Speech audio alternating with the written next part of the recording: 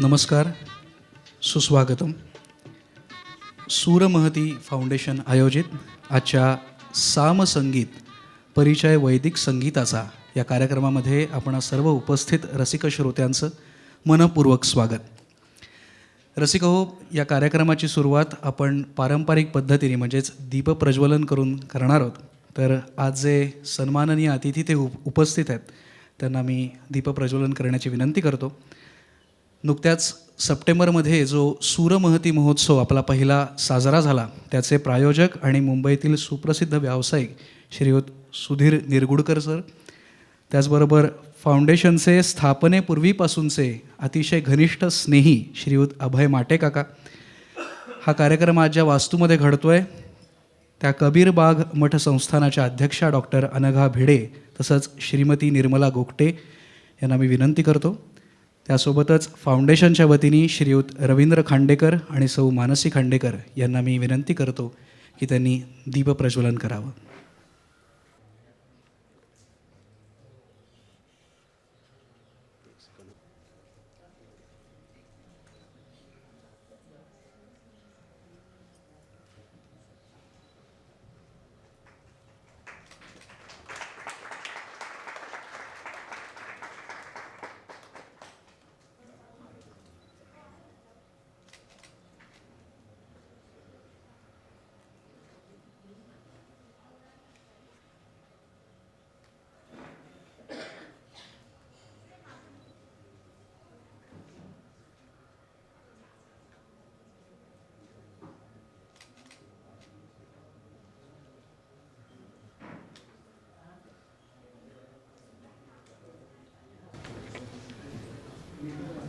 सर्व मान्यवरांचे आभार.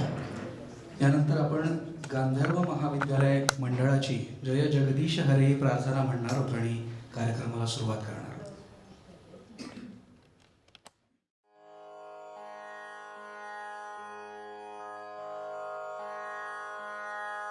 जय जगदीश हरे, जय जगदीश हरे. भक्तजनों का संकट छिन्न में, भक्तजनों का संकट छिन्न में दूर करे. जो ध्यावे फल पावे, दुख विन से मन का. जय जगदीश हरे, जय जगदीश हरे. सुख संपत्ति गृह आवे, हे सुख संपत्ति गृह आवे. कष्ट मिटे तन का, माता पिता तुम मेरे. शरण गहूँ किसकी, तुम बिना और न दूजा. आस करूँ जिसकी, जय जगदीश हरे, जय जगदीश हरे. तुम पूर्ण परमात्मा, तुम अंतरयामी, पार ब्रह्म परमेश्वर. तुम सबके स्वामी, तुम कृपा करुणा के सागर. तुम पालन करता, मैं मूर्ख खल कामी. कृपा करो भरता, जय जगदीश हरे, जय जगदीश हरे. तुम हो एक गोचर सबके प्राणपति. किस विध मिलूं गुसाई, तुमको मैं कुमति. दीन बंधु दुख हरता, दीन बंधु दुख हरता. ठाकुर तुम मेरो, ओ आपने हाथ उठावो. द्वार परो विकार मिटाओ, पाप हरो देवा, श्रद्धा भक्ति बढ़ाओ, संतन की सेवा, जया जगदीश हरे, जया जगदीश हरे.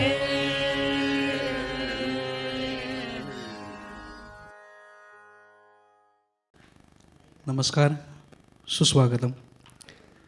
रसिक हो, मुळात संगीत हा आत्मा आणि परमात्मा यांना जोडणारा एक दुवा आहे असं म्हटलं जातं. म्हणजे प्रत्येक माणसाच्या आयुष्यातला एक अविभाज्य भाग म्हणजे संगीत.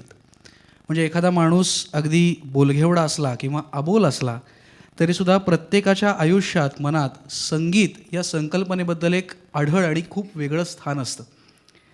आणि भारतीय शास्त्रीय संगीताच्या क्षेत्रात आपल्या अभ्यासपूर्ण आणि समृद्ध गायकीने श्रोत्यांच्या मनावर चिरकाल टिकणारा प्रभाव ठसवणाऱ्या महामहोपाध्याय विदुषी वीणाताई सहस्त्रबुद्धे या आपल्याला सगळ्यांना परिचितच आहेत.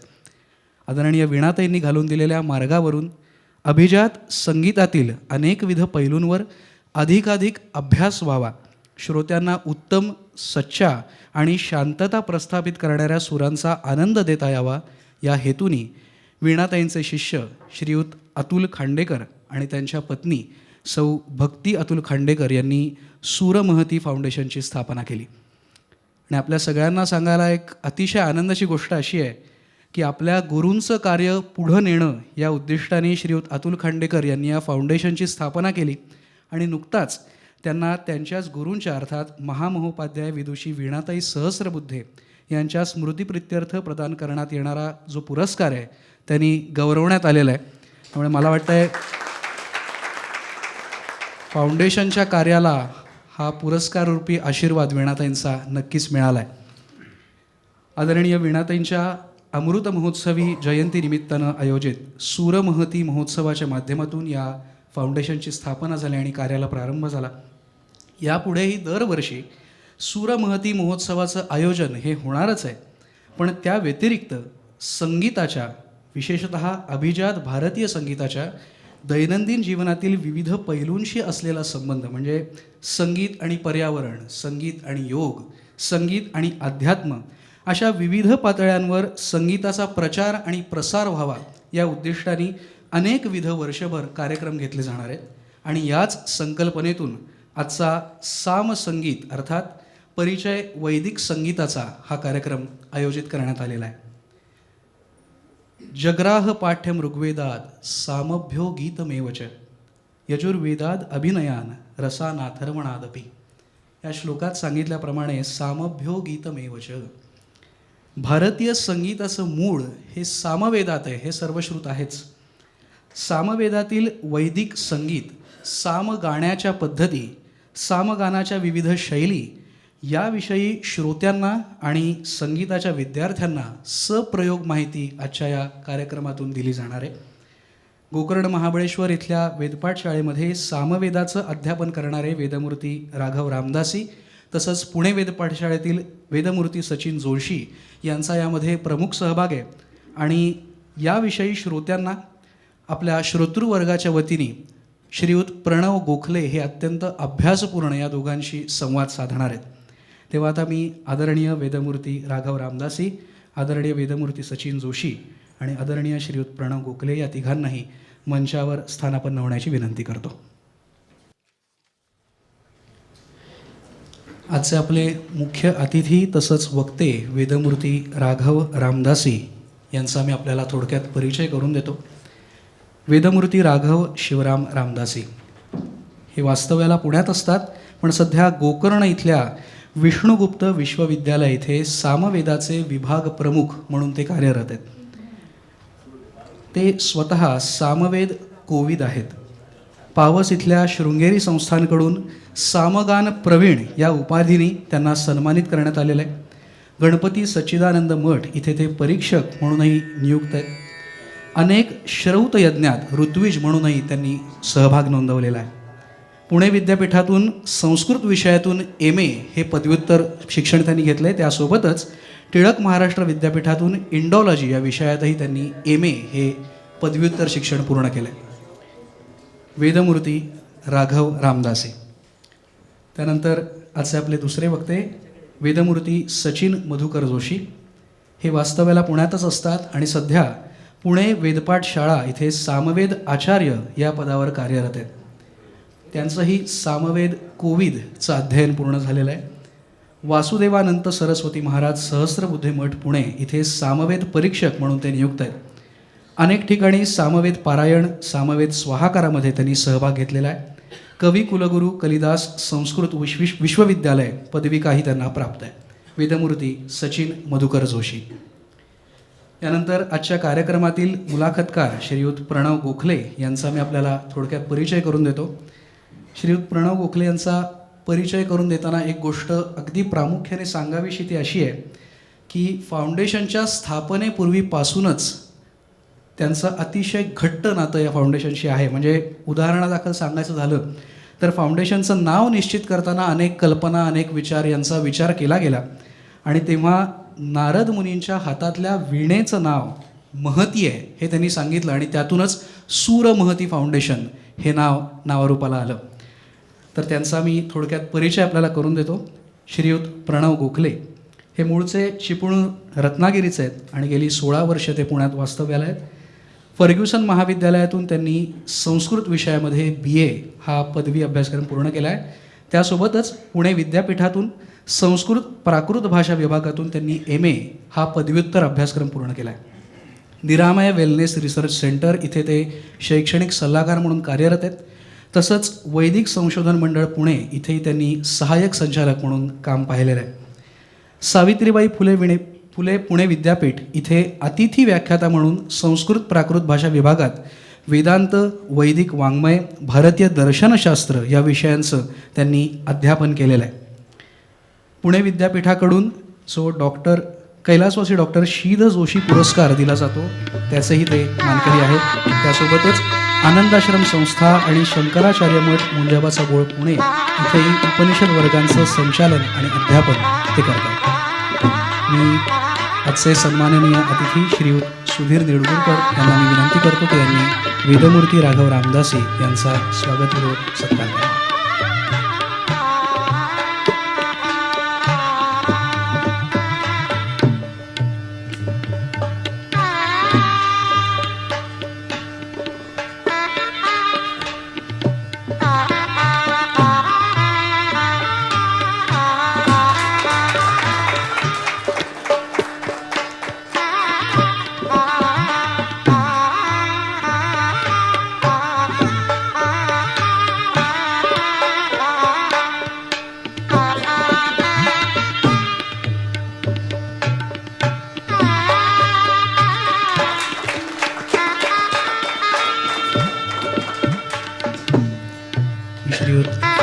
काका यांना विनंती करतो की त्यांनी वेदमूर्ती सचिन जोशी यांचा स्वागतपूर्वक सत्कार करावा.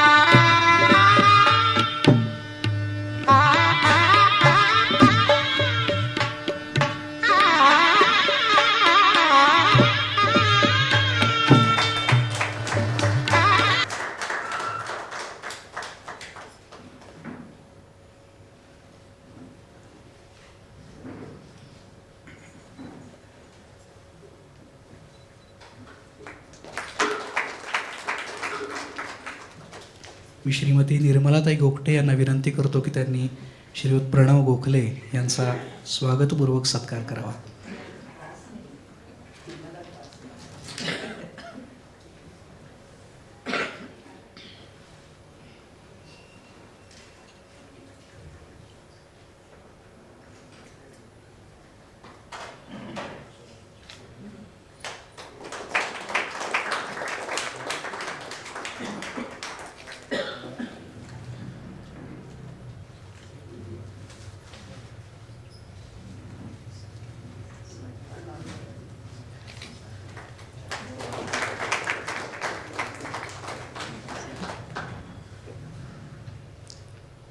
धन्यवाद. रसिक कार्यक्रम कुठलाही असला तरी मंचावरचं सादरीकरण आणि प्रेक्षकांना येणारी अनुभूती या दोन गोष्टी जुळून येण्यासाठी अनेक तांत्रिक बाजू उत्तमरित्या सांभाळलं जाणं फार महत्त्वाचं असतं. आजच्या कार्यक्रमाचा विषय अतिशय सुरेख आहे आणि कार्यक्रम उत्तरोत्तर रंगत जाणार हे आपल्याला माहितीच आहे. त्यामुळे कार्यक्रमातला थोडासा औपचारिक पण अतिशय महत्त्वाचा भाग म्हणजेच आभार प्रदर्शनाचा भाग आपण सुरुवातीलाच करतोय. सर्वप्रथम या कार्यक्रमासाठी ही जागा उपलब्ध करून दिल्याबद्दल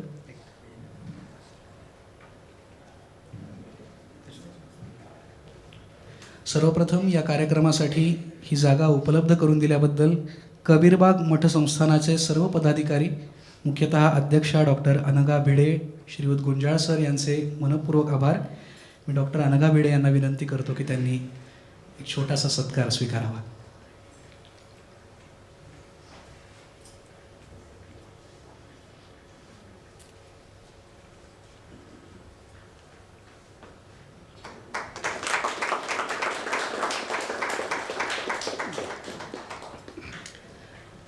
या कार्यक्रमातला जे काही सादरीकरण होणार आहे त्याचा आवाज आपल्यापर्यंत सुस्पष्टपणे पोचणार आहे तो प्रशांत उरुणकर यांच्यामुळे. तर आजची ध्वनी संयोजन जे सांभाळणार आहे ते प्रशांत उरुणकर यांचेही आभार.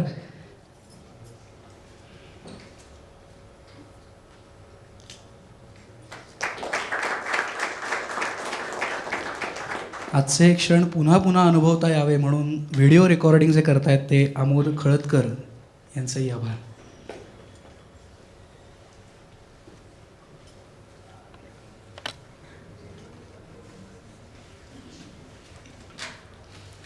फोकस नीट केलाय ना.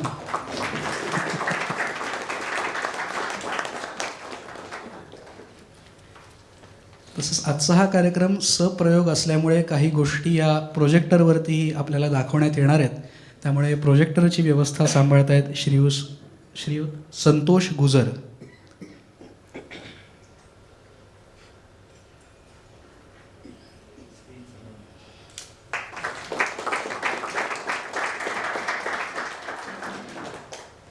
या सगळ्यांसोबतच कार्यक्रमाची एकूणात सगळी व्यवस्था सांभाळणारे सूरमहती फाउंडेशनचे सर्व स्वयंसेवक यांचेही मनापासून आभार. आणि आजचे सर्व उपस्थित मान्यवर आणि रसिक श्रोते, तुमच्यामुळे हा कार्यक्रम उत्तम पार पडणार आहे, तर तुमचेही मनापासून आभार. कार्यक्रमाला सुरुवात करण्यापूर्वी फाउंडेशनच्या वतीने एक विनंती वजा आवाहन आम्ही करू इच्छितो की उल्लेख केल्याप्रमाणे दरवर्षी सूरमहती महोत्सवाचं आयोजन हे फाउंडेशनतर्फे होत राहणारच आहे. त्या व्यतिरिक्तही आजचा जसा कार्यक्रम आहे तसे अनेकविध कार्यक्रम वर्षभरात घेतले जाणार आहेत. यामधला महोत्सव किंवा इतर कुठल्याही कार्यक्रमाचं प्रायोजकत्व स्वीकारण्याची किंवा फाउंडेशनच्या कार्याला देणगीरूपी आशीर्वाद देण्याची आपल्यापैकी कोणाची इच्छा असेल तर आपण नक्कीच आमच्याशी संपर्क साधावा. फाउंडेशन रजिस्टर असल्यामुळे देणगीदार तसंच जाहिरातदार यांना मिळकत करामध्ये सूट मिळेल याची व्यवस्था केलेली आहे. तसंच आजच्या कार्यक्रमासाठी ऐच्छिक प्रवेश मूल्य असं नमूद केलेलं आहे. त्यामुळे कार्यक्रम संपल्यानंतर बाहेर एक बॉक्स ठेवण्यात येणार आहे, त्यामध्ये आपण नक्कीच देणगी देऊ शकता. आणि एक सगळ्यांना विनंती आहे की आत येताना कदाचित आपण आपलं नाव आणि नंबर लिहिलेला असेल तर समजा कोणाचं राहिलं असेल तर नक्की लिहा, म्हणजे पुढच्या कार्यक्रमासाठीचा मेसेज आपल्याला व्हॉट्सॲपवरून आम्हाला नक्कीच कळवता येईल. आणि एक नेहमीचे जे कार्यक्रम होतात शास्त्रीय संगीताचे त्यामध्ये आपल्याला एक फरमाईश करण्याची एक सवय असते. आजचा कार्यक्रम आणि त्याचा विषय हा अतिशय औत्सुक्याचा आहे. त्यामुळे आपल्या सगळ्यांच्याच मनामध्ये अनेक शंका अनेक प्रश्न नक्कीच निर्माण होणार आहेत. पण या कार्यक्रमामध्ये प्रश्नोत्तरांचा असा वेगळा काही आपण भाग ठेवलेला नाही आहे. त्यामुळे आपण सगळे पुणेकर माहीर असल्यामुळे इथे नोटपॅड ठेवलेला आहे. कोणालाही काही शंका असेल तर नोटपॅड हवं आहे असं सांगा, तुमच्यापर्यंत नोटपॅड पोचेल. चिठ्ठ्यांच्या स्वरूपात आपण आपले प्रश्न आमच्यापर्यंत पोचवाल, त्यातून आम्ही त्याची उत्तर देण्याचा प्रयत्न करू. तर पुन्हा एकदा सर्व उपस्थित प्रेक्षकांचं मनपूर्वक स्वागत. आणि आजच्या या कार्यक्रमाची पुढची सूत्र मी श्रीयुत प्रणव गोखले यांच्याकडे सुपूर्द करतो. धन्यवाद.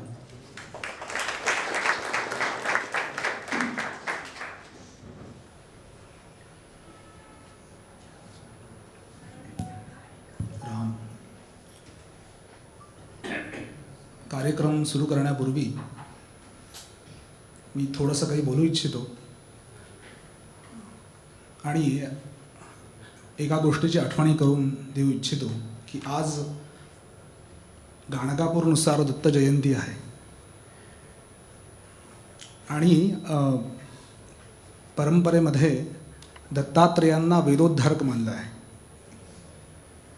केवळ दत्तात्रेय नव्हे तर संपूर्ण आत्रेय कुलवंश हा वेदोद्धारक म्हणून मानला जातो. म्हणूनच विष्णूंनी स्वतःच्या हृदयावरती लांछन मिरवलं आहे. आणि आज आपण जे वाघपुष्प म्हणूयात अथवा सामपुष्प म्हणूयात, हे दत्तात्रेयांच्या चरणी अर्पण व्हावं या दृष्टीने मी प्रयत्न करणार आहे. तसेच जाताना तुम्ही सामविचार आणि सामसंगीत घेऊन जावं म्हणून आधीच मी 2 गोष्टी नमूद करू इच्छितो. ते म्हणजे या सूर महती फाउंडेशनचे सर्वेसर्वा अतुलजी ह्यांचे मी मनापासून आभार मानतो की त्यांनी ही संधी आम्हाला दिली. कारण सामसंगीत आणि अभिजात संगीत ह्या दोन्हींचा अभ्यास करताना श्रोतृवृंद मिळत नाही. हा सगळ्यात मोठा प्रॉब्लेम आहे. आणि तो त्यांनी अचूक त्यांना तो कळला म्हणून त्यांचे मनापासून आभार. तसेच मी ज्यांना संस्कृताचे मर्मज्ञ मानतो असे माझे मित्र, त्यांनाही प्रणवजी गोखले, त्यांनाही खूप खूप त्यांचेही आभार मानतो. कारण की त्यांनी हा योग जुळून दिला, अन्यथा हे अशक्य होतं. आणि आपण सर्व श्रोतृवृंद, तुम्ही आलात अगत्याने, तुमचा वेळ काढून ह्या विषयासारखा तसा हा गंभीर औत्सुक्यपूर्ण विषय आहे आणि त्यासाठी तुम्ही सर्व आलात त्याबद्दल खूप खूप धन्यवाद मानतो आणि कार्यक्रमाला सुरुवात करतो.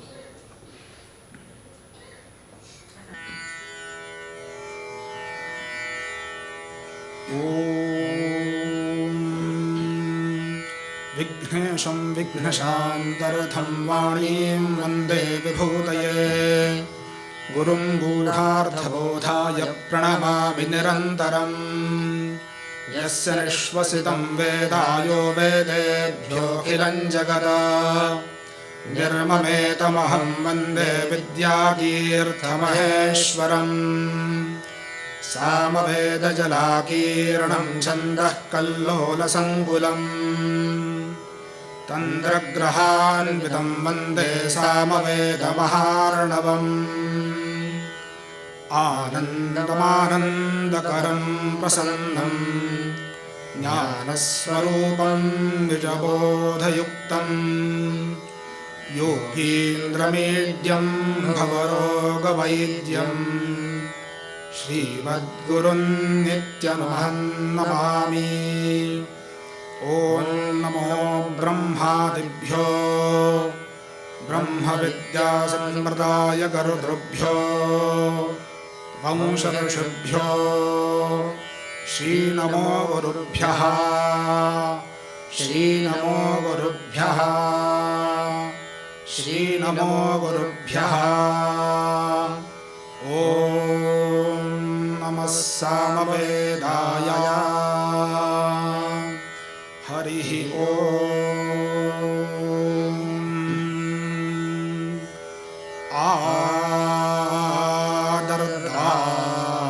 आदर्दारूत समसृजो वीखानि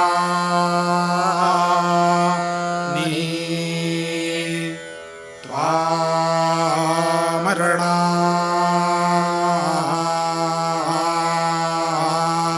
वाना वद्वधाना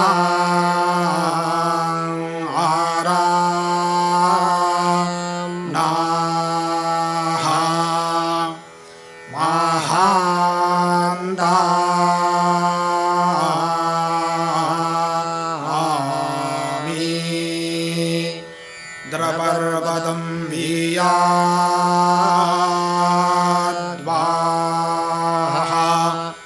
सृजा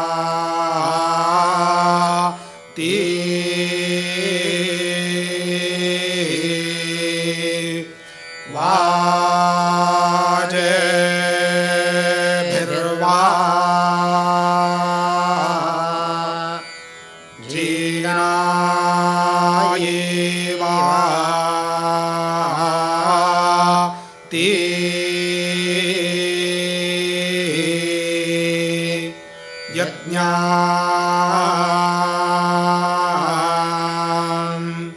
वाष्टो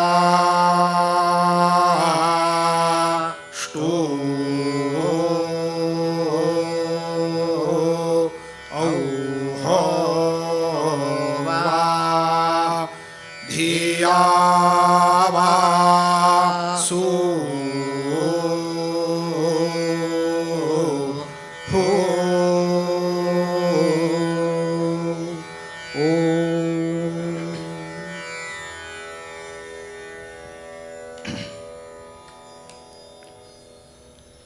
चैतन्यं सर्वभूतानां विवृतं जगदात्मना नादब्रह्म तदानंदम अद्वितीयमुपास्महे. आज गाणगापूरमध्ये भगवान दत्तात्रेयांची जयंती ते पर्व म्हणजे चतुर्दशीयुक्त पौर्णिमेचं हे संधी पर्व आणि हा संधिकाळ. आणि आपल्या सगळ्यांना माहितीच आहे, श्रीमद गुरुचरित्रामध्ये स्वतः भगवान श्री नरसिंह सरस्वतींनी अभिवचन देऊन ठेवलेलं आहे, जिथे जिथे गायन चालेल. मगाशी वेदमूर्ती राघवजींनी उल्लेख केला की वेद परंपरेचं, वेद संप्रदायांचं पुनरुत्थान करण्याचं काम भगवान नारायणाने दत्तात्रेय स्वरूपामध्ये केलं.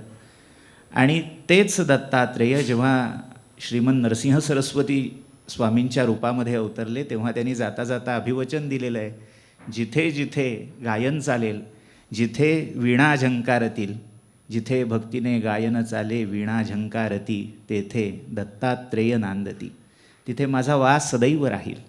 त्यामुळे अर्थातच ह्या पुण्यपर्व काळात भगवान सद्गुरू दत्तात्रेयांचं अधिष्ठान आणि अर्थात संतश्रेष्ठ कबीरांचंही अधिष्ठान आपल्याला इथे लाभलेलं आहे.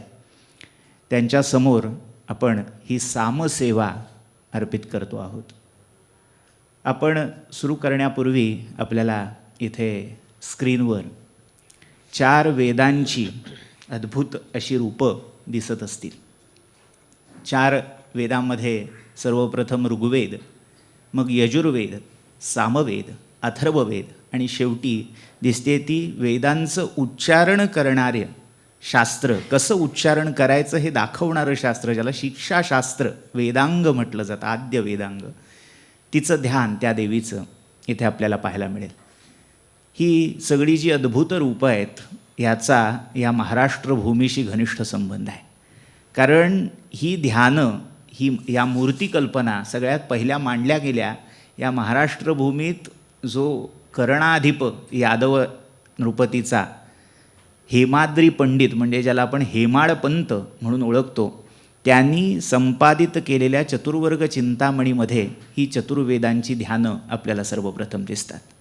त्यातली आजची आराध्य वेददेवता, वेदमूर्ती ही सामवेद मूर्ती आहे. तिचं ध्यान आपण पाहू शकतो. नीलोत्पलदलाभासः सामवेदो हयाननः. हयानन असं रूप आहे, अश्वाचं मुख आहे.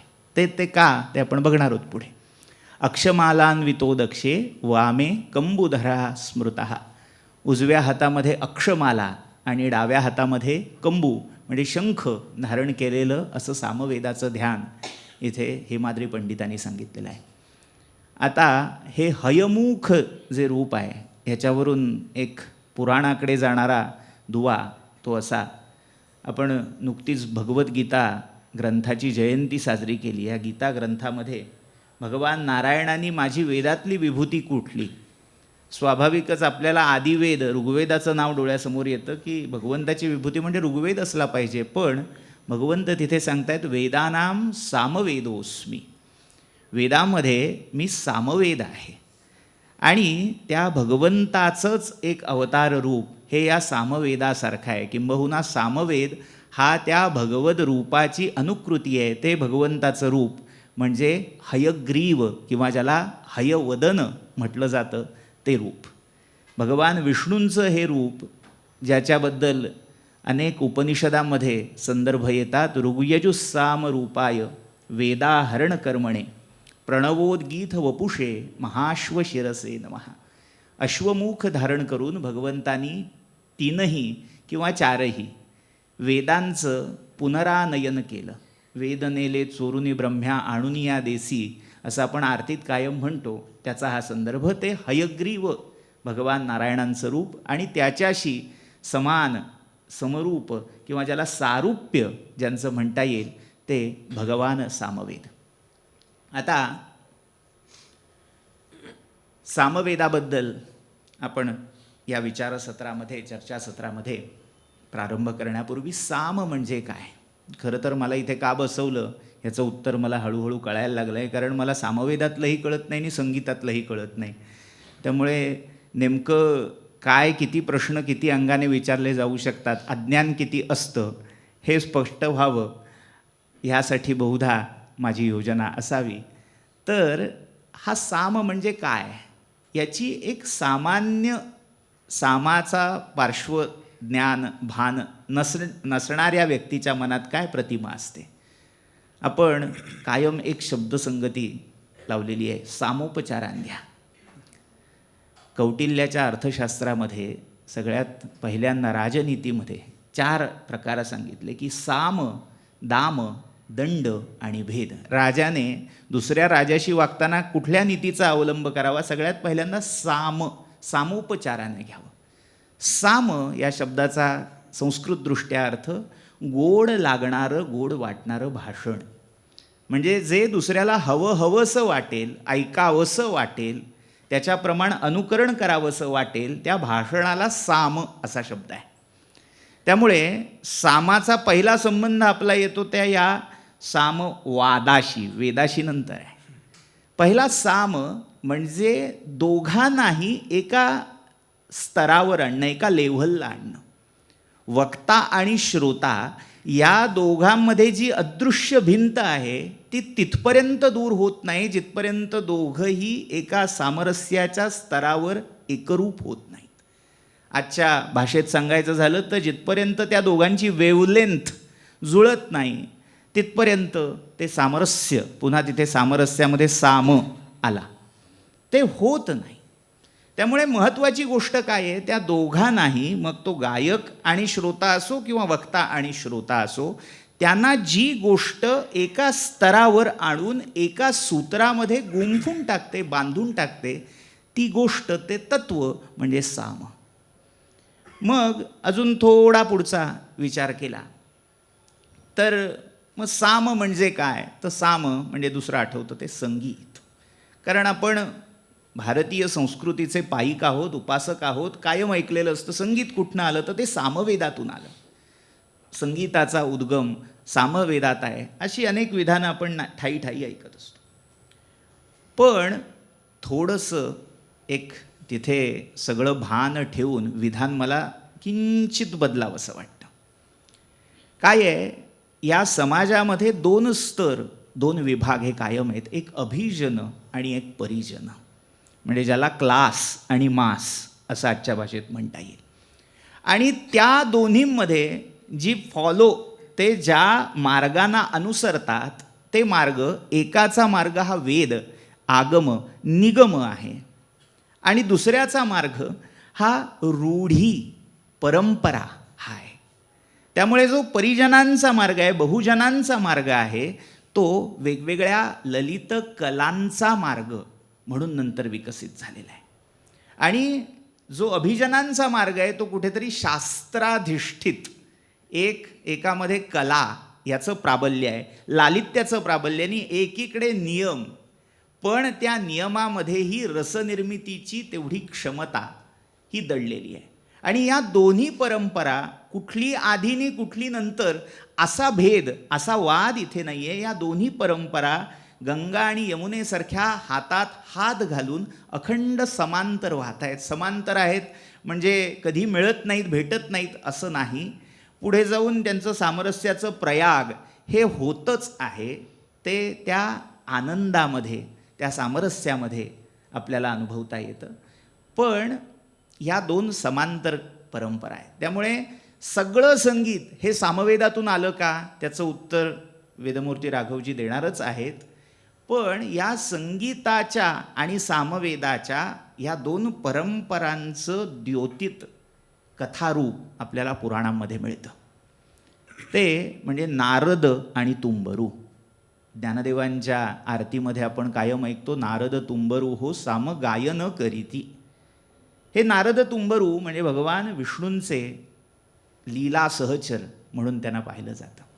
दोघेही गंधर्व आहेत. नारद हे मूळ गंधर्व जन्मा आणि नंतर त्यांना ऋषित्व प्राप्त झालं, आर्ष स्वरूप प्राप्त झालं म्हणून ते देवर्षी. आधी जन्माने देव, नंतर ऋषी झाले म्हणून ते देवर्षी झाले.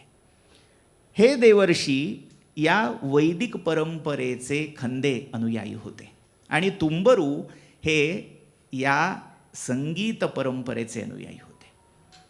मग हे दोघंही भगवंताच्या त्या वैकुंठातल्या सभेमध्ये नित्य गायन सेवा करत असत. एकाचं गायन हे वैदिक पद्धतीने चाले आणि दुसऱ्याचं गायन हे संगीताच्या सामाच्या पद्धतीने चाले. आणि स्वाभाविकच वैदिक स्वररचना जर ऐकली तर आपण त्या रूपांमध्ये पाहिलं असेल, ऋग्वेदाचं रूप हे रासभानन आहे. गाढवाचं, रासभ म्हणजे गाढव. आता त्याच्यामध्ये अन्यथा भाव आणायची गरज नाही, पण गर्धभाचा स्वर, खरं स्वर जो असतो तो जरा वृक्ष लागतो. त्याच्यामध्ये रसनिर्मितीची तेवढी क्षमता सामापेक्षा कमी असते. आणि असा स्वर आणि इकडे सामाचा म्हणजे तो हयानन, एखाद्या जातिवंत उमद्या घोड्याचा हिंकार जसा असावा तसा तो स्वर.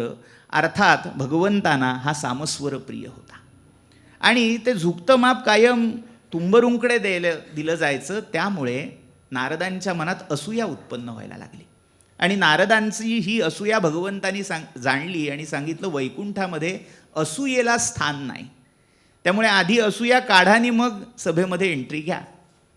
तर नारद आपली असूया काढण्यासाठी मार्ग शोधायला भगवान शंकरांकडे गेले. भगवान शंकर म्हणाले, ज्यांच्याशी असूया आहे त्यांनाच गुरु करा. म्हणून तुंबरूंना नारदांनी गुरु केलं आणि संगीताचे धडे, सामसंगीताचे धडे पहिल्यांदा गिरवायला सुरुवात केली तुंबरूंकडे नारदांनी. आता स्वाभाविकच शिकता शिकता अवस्था अशी झाली की रोज शिकावं आणि रियाजाला बसावं आणि पुन्हा अभ्यास झाला की गुरूंकडे जावं. तर त्या गुरूंच्या घराबाहेर अनेक स्त्री पुरुष एकत्र झालेत आणि सगळे विकलांग झालेले आहेत असं दृश्य त्यांना दिसावं. त्यांनी विचारलं, आपण कोण? तर ते सगळे म्हणाले, आम्ही राग रागिण्या आहोत, आम्ही स्वर आहोत, आम्ही श्रुती आहोत. आणि आमची ही विकल अवस्था कोणामुळे झाली आहे? तर त्याला कारण तुम्ही आहात. कारण तुम्ही असं रेकून गाता की त्यामुळे आमची अंग प्रत्यंग छिन्न विच्छिन्न झालेली आहेत. मग म्हणाले, इथे काय करता? एकदा का या संधिकाली तुंबरूंचं गायन आम्ही ऐकलं की आम्हाला पूर्वावस्था प्राप्त होते, त्यासाठी आम्ही इथे ताटकळतो. तेव्हा नारदांना काय अंतर पडतंय, काय कुठे गल्लत होते याचा बोध झाला आणि पूर्ण शरणागती आली. आणि तिथे साम, पुन्हा गुरु आणि शिष्य, श्रोता आणि वक्ता, गायक आणि श्रोता एका रेषेत एका स्तरावर आले. इथून हार्मनी रुळली. त्यामुळे सामसंगीताचा उद्गम आपल्याला या कथेपासून दिसतो. ती नारदांची आद्यवीणा म्हणजे ती महती आणि त्याच्याही आधीची पण त्यानंतर नाव गणली गेलेली ती तुंबरूंची कलावती वीणा. तर असा हा सामसंगीताचा पुराण कथांमधला प्रवास. पण नेमकं साम म्हणजे काय? ही पुराणातली गडबड गोंधळ कथांची भेंडोळी ही आपण नंतर पाहू शकतो. पण खुद्द साम म्हणजे काय हे जर जाणायचं असेल तर आपण वळूया वेदमूर्ती राघव गुरुजींकडे. दुसऱ्या प्रश्नाचं उत्तर देण्या अगोदर मी सगळ्यात सुरुवातीला जो प्रश्न तू उपस्थित केलास त्याचं उत्तर देतो. हा म्हणाला की मी इथे का उपस्थित आहे हे मला माहिती नाही आहे. वास्तविक पाहता वैदिकांचं आणि व्याख्यानाचा संबंध कसा असतो हे आधी मी स्पष्ट करतो. लहानपणी माझी आजी मला नेहमी सरप्राईज देत असे. कुठली वस्तू केली खायची, खेळून आल्यानंतर ती म्हणत असे की हे खाऊन बघ, आणि खाल्ल्यानंतर ती मला प्रश्न विचारत असे की आता ह्यात काय आहे ते सांग. वैदिकांचं सुद्धा सेम असंच आहे. गुरूंनी सांगितलं, आम्ही ते खाल्लं, पण आता ह्यात काय आहे हे एक्सप्लेन करणं आम्हाला फार अवघड आहे. आणि ते मात्र मी ज्यांना लाडानी कधी अरेतुरेही करतो, पण आम्ही सगळे मित्रमंडळी ज्यांना बुवा म्हणून संबोधतो. असे प्रणवजी खूप सुंदर पद्धतीने एक्सप्लेन करतात आणि आत्ता त्यांनी जे केलं ते आपण पाहिलंच आहे, म्हणून ते माझ्यासोबत आहेत. दुसऱ्या प्रश्नाचं उत्तर असं आहे, साम म्हणजे काय. सर्वप्रथम आपण वेद म्हणजे काय हे समजून घेऊयात. वेदाची व्याख्या करत असताना सायणाचार्यांनी खूप सुंदर केली आहे, अनेक पद्धतीने केलेली आहे. पण वेत्ती जानाति अथवा ज्ञायते अनेन इति वेदाः असं ते करतात. ज्या माध्यमातून त्या परमेश्वराची प्राप्ती अथवा ज्ञान होते तो म्हणजे वेद असं ते सांगतात. ज्यावेळेस ते असं सांगतात त्यावेळेस त्यांना ऋग्वेद, यजुर्वेद, सामवेद किंवा अथर्ववेद असा एक वेद अपेक्षित नसतो. वेद शब्दराशयः असं ते म्हणतात. वेद म्हणजे संपूर्ण वेद. आणि सामान्यतः लोकांना वेद म्हटल्यानंतर 4 वेद असंच माहिती असतं, पण हा वेद समुच्चय आहे. व्यासांनी द्वापार युगामध्ये कलियुगातील अध्ययनकर्तॄंना संपूर्ण वेदाचं अध्ययन होणार नाही म्हणून त्याचे विभाग केले, म्हणून त्याचे 4 वेद केले. पण वास्तविक पाहता हे 4ही वेद नसून हा एकच वेद आहे, एकच गोल आहे. पण त्याच्यामध्येही थोडेसे त्यांनी भेद दाखवलेच. ह्याचं कारण असं की अध्ययन करत असताना पुन्हा शंका यायला नको की ह्या छंदाला काय म्हणतात, हे गाणं गायलं जातं आहे त्याला काय म्हणतात. म्हणून सायणाचार्यांनी त्याची व्याख्यासुद्धा आपल्याला दिली आहे. पुढे ते असं म्हणतात की वेदे छंदोबद्ध पद्यमंत्राः रुचः उच्यते. वेदे छंदोहीना गद्यात्मकाः मंत्राः यजुः उच्यते.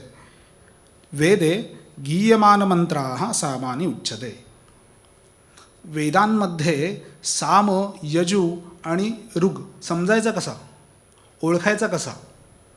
मग त्यांनी सांगितलं की जे मंत्र छंदोबद्ध आहेत ते ऋग आहेत.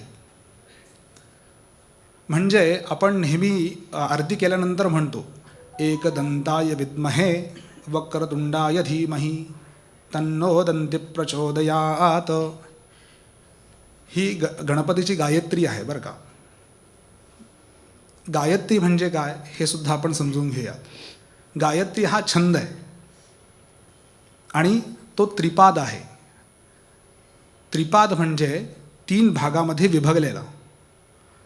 8, 8 आणि 8 अक्षरांनी तो 24 होतो. आणि या त्रिपाद गायत्रीला या छंदानुसार आपण हा गजाननाचा, गणपतीचा गायत्री म्हणतो. अशा पद्धतीने ज्या वेदांमध्ये छंदोबद्ध मंत्र सापडतात तो म्हणजे ऋग्वेद. बट छंदोहीनाः गद्यात्मकाः असं म्हणलं आहे त्यांनी. ते कसं, तुम्ही रुद्र कधी ऐकलं असेल, निश्चित ऐकलं असेल. त्याच्यामध्ये गुरुजी अखंडच्या अखंड वाक्य म्हणतात. नमो नमो नमो हिरण्याय च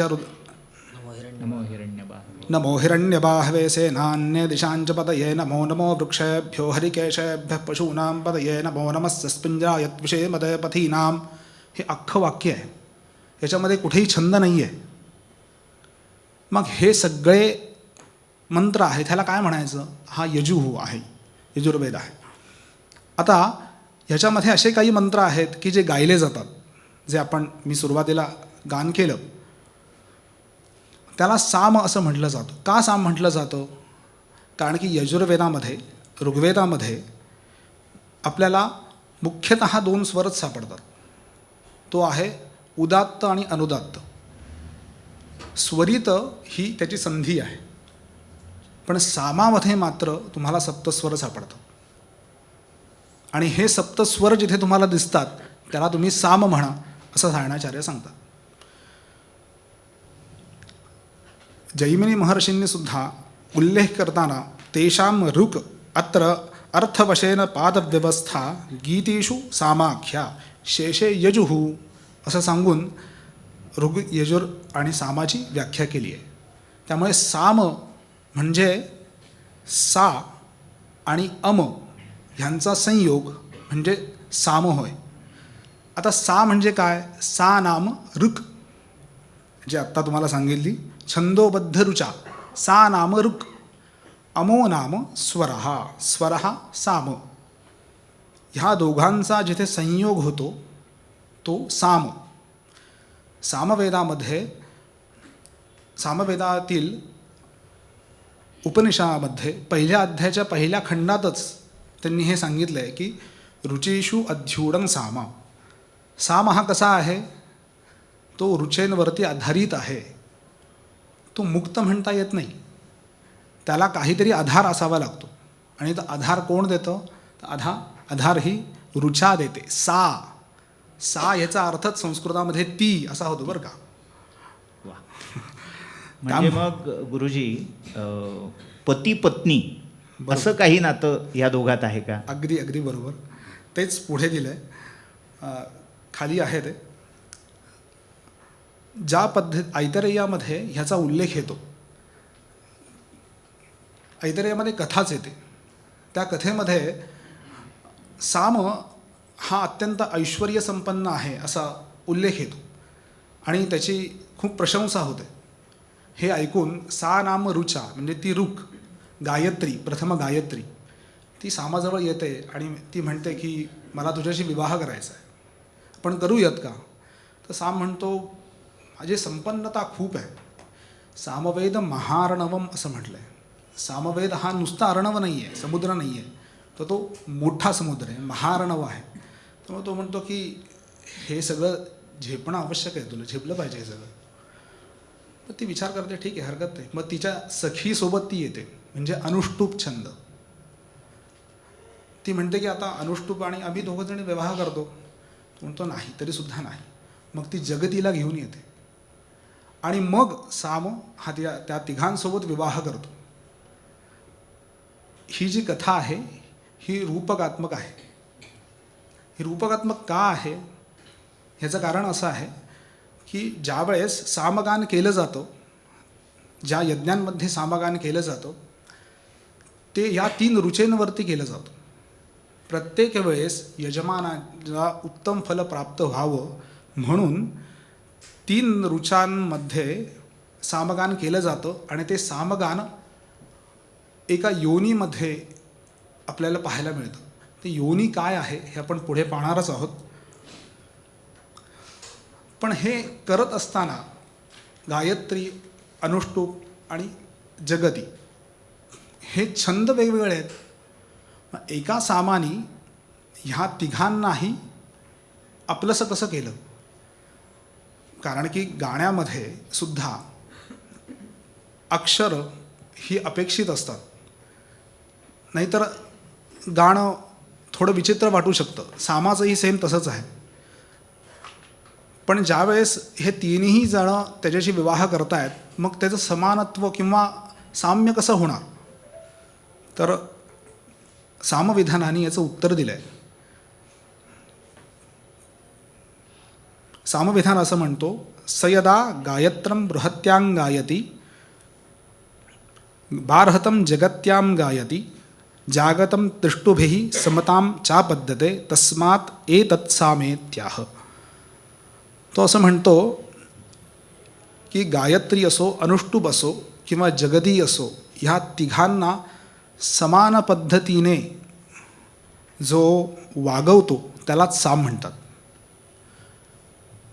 सांगायचं तात्पर्य हे आहे की कुठल्याही पद्धतीने जगती असो, अनुष्टुप असो, गायत्री असो, या तिघांचाही छंदोभंग जिथे होत नाही तो म्हणजे साम. इथे एक संदर्भ मला आठवला. आपल्या कार्यक्रमाचं शीर्षकच सामसंगीत असं आहे. काय होतं, काही वेळेला शब्दामध्ये म्हणजे शब्दप्रधान संगीत आणि स्वरप्रधान संगीत असे 2 विभाग केले जातात. आणि त्यामध्ये शब्दप्रधान संगीत असलं की त्याच्यामध्ये छंदोबद्धता ही लागते, एक गती, एक लय ही कायम लागते. आणि जर छंद नसेल, गती नसेल, वृत्तबद्धता नसेल तर ओढाताण होते. म्हणजे आजकालचं जे चित्रपटात गाजणारं वाजणारं संगीत आहे ते म्हणजे एक कुठला तरी शब्द घ्यायचा आणि नाना नाना नाना नाना त्याला लावलं की ते गीत होत असतं. पण वेदामध्ये जेव्हा असे छंद येतात आणि त्यांना स्वरांमध्ये बांधायची जेव्हा आवश्यकता येते तेव्हा ही ओढाताण तिथेही कुठेतरी त्या ऋषींना फेस करावी लागत होती. स्वर्गीय स्वरभास्कर भीमसेनजी, त्यांचा एक प्रसंग आठवतो. एका मैफिलीमध्ये त्यांना विचारलं गेलं की ओ तुम्ही काय त्यांचा तो अवतार गाताना पाहावा असा असायचा. म्हणाले काय तुम्ही काय काय गाऊ शकता, काय गाता ते शब्द कळत नाहीत. ते म्हणाले शब्द महत्त्वाचेच नसतात, ते एकदा समोर आलं तुम्ही प्रिस्क्रिप्शन जरी दिलंत औषधाचं तरी ते तास काय 3 तास आळवायची ताकद ह्या स्वरात आहे. म्हणजे इथे हा सामाचा जो गुणधर्म आहे ती मग गायत्री छंदातली 24 अक्षरांची ऋचा असो किंवा 44 अक्षरांचा त्रिष्टुप छंद असो किंवा 48 अक्षरांची जगती असो, अक्षर किती, छंद किती मोठा छोटा हा फरक न पडता त्याला गेयता आणण्याचं सामर्थ्य जसं इकडे अभिजात संगीतामध्ये स्वराचं आहे तसं वेदामध्ये सामाचं आहे असं मला इथे वाटतं. आपण योनीबद्दल मगाशी बोलत होता, तर योनी म्हणजे काय? ह्या सर्वांना एक समान आणण्यासाठी म्हणून सामवेदामध्ये एक योनी संकल्पना आहे. योगिनी म्हणजे प्रकृती. सामवेदामध्ये 2 प्रकारच्या संहिता आहेत. एक आर्चिक संहिता आहे, एक सामसंहिता आहे. सामसंहितेमध्ये विविध ऋषींचे विविध साम एकत्र केले गेलेले आहेत. जसं गौतमस्य पर्कः, त्याच्यानंतर कण्व महर्षींचे काही साम आहेत, अंगिरसांचे काही साम आहेत. असे अनेक ऋषींचे साम त्याच्यामध्ये संहितीकरण केलं गेलेलं आहे. म्हणून त्याला सामसंहिता, प्रकृतिगान, ग्रामेगेयगान असे म्हटलं जातं.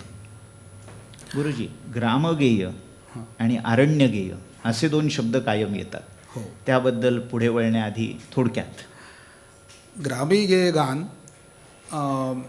ह्यामध्ये शब्दातच त्याचा अर्थ दडलेला आहे. खरं तर ग्रामेगेयगान म्हणजे गावामध्ये गायलं जाणारं गान ग्रामेगेयगान. आणि आरण्यक गान हा एक विभाग आहे प्रकृतीचा की जे आरण्यामध्ये जाऊन म्हणायचं गाण आहे. त्याला आरण्यक गान असं म्हटलं जातं. आणि ते तिथे जाऊन का म्हणावं ह्याचं कारण असं आहे की एकतर त्या सामांमध्ये अनेक स्तोभ आलेले आहेत आणि ते बरेच मोठमोठे आहेत. आणि ते जर गावामध्ये गायले गेले तर लोकांना त्रास होऊ शकतो, हा त्याचा मागचा उद्देश आहे. आणि सभेमध्ये सांगावं की न सांगावं, पण एकदा हा प्रयोग पूर्वी होऊन गेलेला आहे. गोकर्ण ठिकाणी सुब्बा भट्ट म्हणून फार मोठे विद्वान होऊन गेले. ते सुद्धा नेहमी म्हणत असत की आरण्यक गान हे घरामध्ये गावामध्ये म्हणू नये. ह्याचं कारण घराला घर चिकटलेलं असे आणि प्रत्येक घरामध्ये कुणी बाळंतीण असतं, कुणी काही असतं या सगळ्या. तर तरीसुद्धा त्यांच्या काही विद्यार्थ्यांनी आवृत्ती करण्याकरता म्हणून आरण्यक गान म्हणायला सुरुवात केली. आणि आरण्यक गान म्हणत असताना त्यांच्या हे लक्षात आलं की जसं आम्ही आरण्यक गान म्हणतोय तसा एक मुलगा रडतोय आणि तो थांबायला तयार नाही आहे. आणि हे आमच्या आवृत्तीमुळेच होतं आहे हे त्यांना कळेना. ज्यावेळेस सुब्बा भट्ट तिथे गेले आणि त्यांना सांगितलं तुम्ही हे बंद करा आधी, आणि त्यांनी बंद केल्यानंतर तो मुलगा रडायचा थांबला. एवढंच नाही, असा एक प्रसंग आहे की रात्रीच्या वेळीसुद्धा आरण्यकातले काही साम गायल्यानंतर कुत्रेसुद्धा रडायला लागतात मोठ्याने. त्यामुळे त्यांनी हे रिस्ट्रिक्शन दिलं आहे की तुम्ही हे सगळे गाण अरण्यात जाऊन म्हणा की जिथे कोणीही वास करत नाही, कुठलीही चिटपाखरू वास करत नाही म्हणून. वा. तर आता हा संबंध लक्षात आला, पण नेमकं सामाची रचना. हो. आपण योनी मंत्राबद्दल आत्ता बोलत होतो आणि हे सगळे योनी मंत्र प्रकृती गानामध्ये दिलेले असतात. तर योनी मंत्र म्हणजे काय हे आपण पाहूयात. प्रकृती गानाची सुरुवात गायत्र गानाने होते. गायत्र गान कसा म्हणतात हे आम्ही आत्ता तुम्हाला म्हणून दाखवतो, मग तुम्हाला त्याची कल्पना येईल.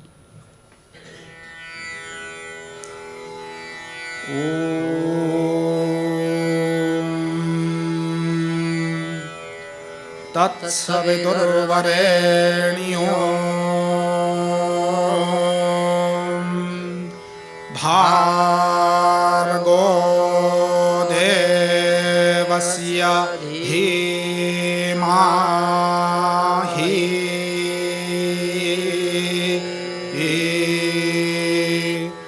धियो यो नः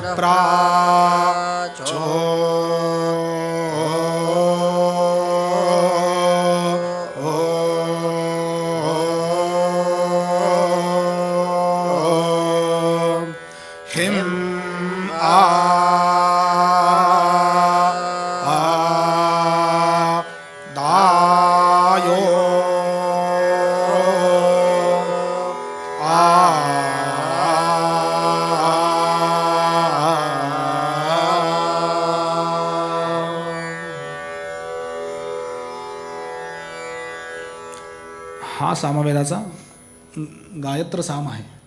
वरती त्याचा मंत्र दिलेला आहे आणि त्यानुसार खाली गाणंही दिलेलं आहे. मंत्र आणि गानाचा संबंध इथे तुम्हाला स्पष्ट दिसेल. इथे तत्सवितुर्वरेण्योम छेद दिलेला आहे. भार्गो देवस्य धीमाहि छेद दिलेला आहे.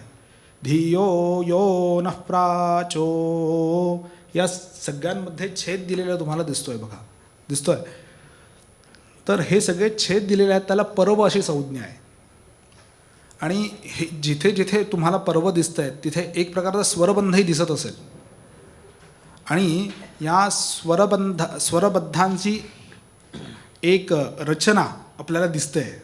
ती रचना म्हणजेच योनी आहे. आणि हे जे पर्व आहेत हे ठराविक नसतात. कधी 5 असतात, कधी 10 असतात, तर अरण्यकात ते 200 आहेत. अशा पद्धतीची स्वरबंध रचना ज्याच्यामध्ये आपल्याला दिसते त्याला योनी असे म्हणण्याची संज्ञा आहे. बरं, ह्याला योनी का म्हणतात, ह्याला प्रकृती का म्हणतात हे जाणून घेणं महत्त्वाचं आहे. कारण ज्यावेळेस मोठे मोठे यज्ञ होतात त्यावेळेस यजमानाला अपेक्षित फल प्राप्त व्हावं ह्यासाठी म्हणून काही ऋचा आवश्यक असतात. त्या सर्व ऋचा सामामध्ये तुम्हाला सापडतात का, तर नाही. तर त्या ऋचा आर्चिक संहितेमध्ये सापडतात.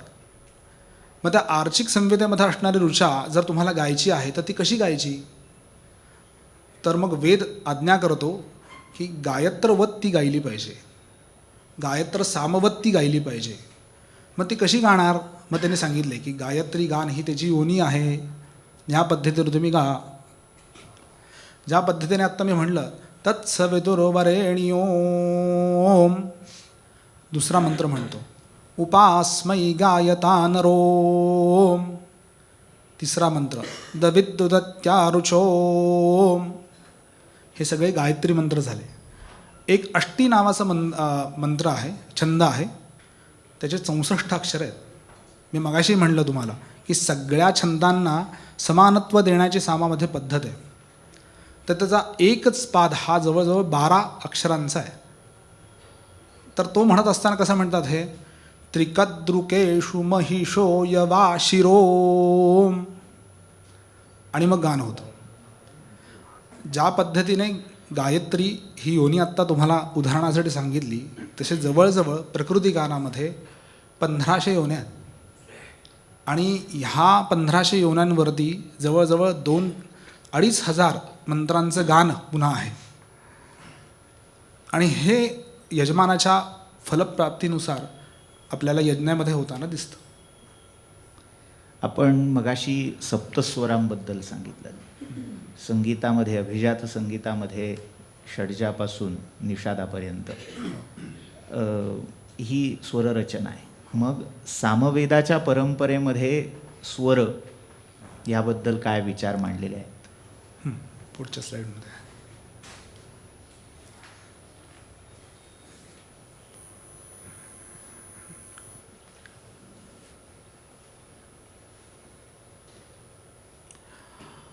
सामामध्ये सप्तस्वरांच्या संदर्भात सांगायचं झालं तर अवरोही रचना आहे. सामस्वर हे कधी आरोह स्वरूपात जात नाही, ते नेहमी अवरोही पद्धतीनेच येतात. उदाहरणार्थ ओ ओ ओ ओ ई टा असेच येणार. ते कधीही तृतीयांत प्रथमापर्यंत जात नाहीत. आणि ते जर जात असतील तर त्या स्वरबंधाला स्वतंत्र नाव आहे, ज्याला अवांत स्वर असं म्हणतात, अवांतर स्वर असं म्हणतात. पण मुख्य सामस्वर रचना ही अवरोही पद्धतीचीच आहे. मग ती कशी आहे आजच्या अभिजात संगीताच्या दृष्टिकोनातून, ती मी इथे स्पष्ट दिली आहे. म ग रे सा ध नि प ह्या पद्धतीने ती दाखवली जाते. शौताचार्य धुंडेराज शास्त्री बापट यांनी अभ्यास करून ही स्वररचनांचा अभ्यास करून ही स्वररचना दिली आहे. त्या पद्धतीनेच मी ती इथे मांडली आहे. आणि त्यांचं असं स्पष्ट मत आहे की अवरोहक क्रमाने प्रचलित स्वरसप्तक म्हटले की स्वरसप्तक व प्रचलित गानसप्तक ही एकच सुरावट आहे असं त्यांचं म्हणणं आहे. आणि त्यांनी ते त्यांच्या पुस्तकामध्ये सिद्धही केलं आहे. बरं, कृष्टस्वर जो आहे आपण आत्ता पाहतो आहोत कृष्टस्वर, तर कृष्ट ते अतिस्वार्य स्वर हे काय आहेत? हे सामाच्या स्वरांची नावं आहेत. कृष्ट, प्रथमा, द्वितीया, तृतीया, चतुर्थ, मंद्र व अतिस्वार्य. मग कृष्टस्वर जो आहे तो कुठे येतो नेमका? तर हे सांगत असताना नारद महर्षींनी असं सांगितलं आहे, यस सामगानाम प्रथमः स वेणोर मध्यमस्वरः असं ते सांगतात. म्हणजे साम गाणाऱ्या लोकांचा जो कृष्टस्वर आहे तो वेणूचा मध्यमस्वर आहे असं ते सांगतात. म्हणजे वेणूचा जो मध्यमस्वर आहे तो सामाचा कृष्टस्वर घ्यायचा आणि त्या पद्धतीने गान करायचं. आता ह्यामध्ये पुढची स्लाईड, ह्यामध्ये मी पूर्ण चार्ट दिला आहे.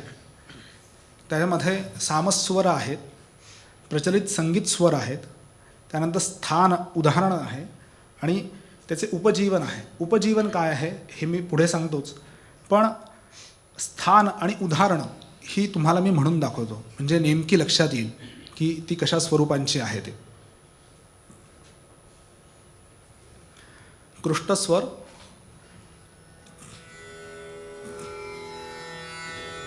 ओम ऊ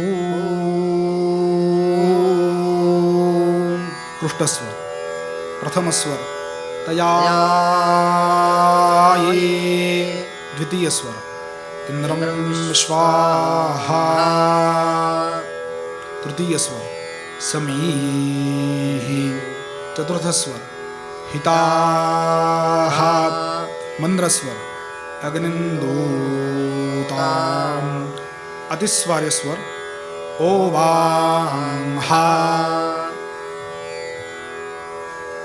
गुरुजी, एक विनंती, या सगळ्या स्वरांचं एखाद दोन आवर्तनं जर अखंड घेऊ शकला. ओम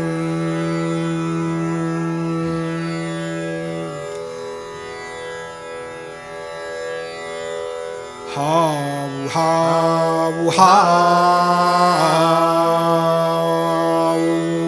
दोन परंपरा आहेत कौथुमी आणि राणायणीमध्ये. आम्ही ओ वां हा असं म्हणतो आणि कौथुमी परंपरेमध्ये ओ वा. ह्या दोन्ही परंपरा आपल्याला सामामध्ये पाहायला मिळतात. गुरुजी, तत्पूर्वी कौथुमी हा शब्द आला म्हणून सामवेदाला आपण सुरुवातीला सहस्र वर्तमा सामवेद हा हे स्पष्ट केलं की ज्याचे हजारो मार्ग, हजारो शाखा, हजारो पंथ असे ज्याला आहेत तो सामवेद. मग अशा सामवेदाच्या किती शाखा होत्या आणि आज किती प्रचलित आहेत हे थोडक्यात सांगितलं. कारण कौथुमी ही सामशाखा असल्याचं कुठेतरी वाचल्याचं स्मरतं, तर तिच्याविषयी थोडक्यात. पतंजल महाभाष्यामध्ये एकंदरीत तत्कालीन किती वेदांच्या किती शाखा आहेत या संदर्भामध्ये उल्लेख आलेले आहेत. ऋग्वेदामध्ये 21 आहेत. ऋग्वेदाचे 21 शाखा होत्या तत्कालीन. यजुर्वेदाच्याही अनेक होत्या. तसेच सामवेदाच्या सहस्त्र शाखा होत्या, 1000 शाखा होत्या. त्यामध्ये आत्ता फक्त 3 उपलब्ध आहेत. त्यामध्ये आम्ही गातो ती राणायणी, एक कौथुमी आणि एक जैमिनी. त्यात राणायणीमध्ये 9 भेद आहेत. त्यातले 3 भेद आजही उपस्थित आहेत. तर ते कशा पद्धतीने गायले जात होते हे आत्ता थोडंसं मी तुम्हाला ऐकवतो, मग आपण पुढे जाऊयात. द्रविडे.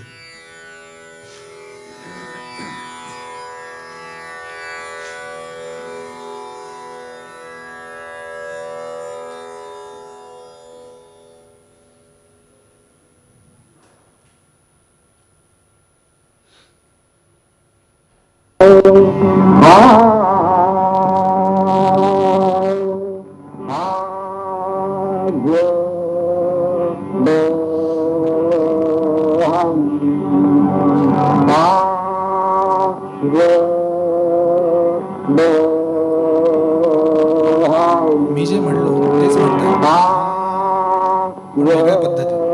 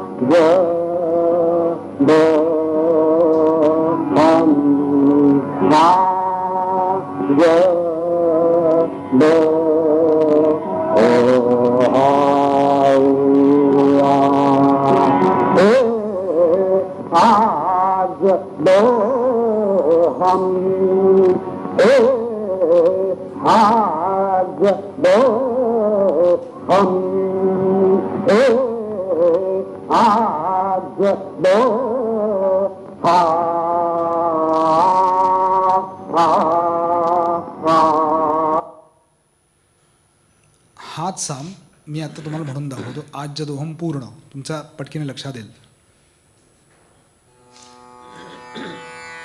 ओम हाव हाव हाव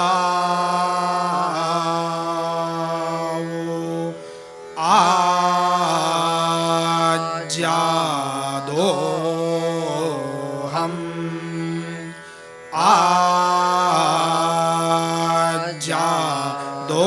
आज्यादोहम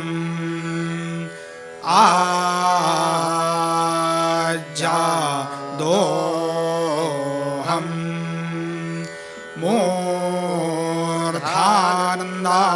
मूर्धानन्दाये वारातिं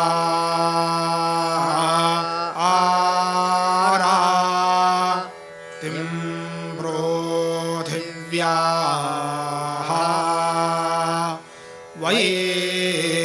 वैश्वानरां ऋता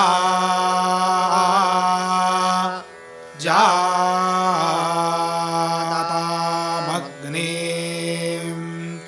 काविं जामादि थिञ्जानानाम्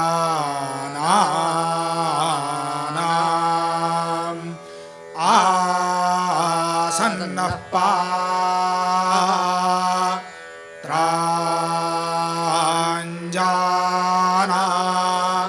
यं देवाः हाउ हाउ हाउ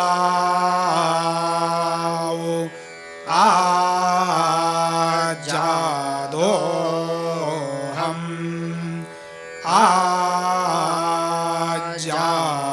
आजादोऽहम्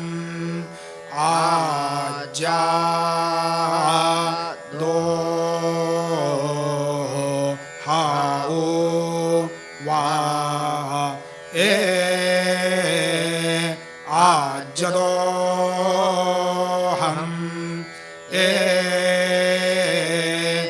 आजदोऽहम्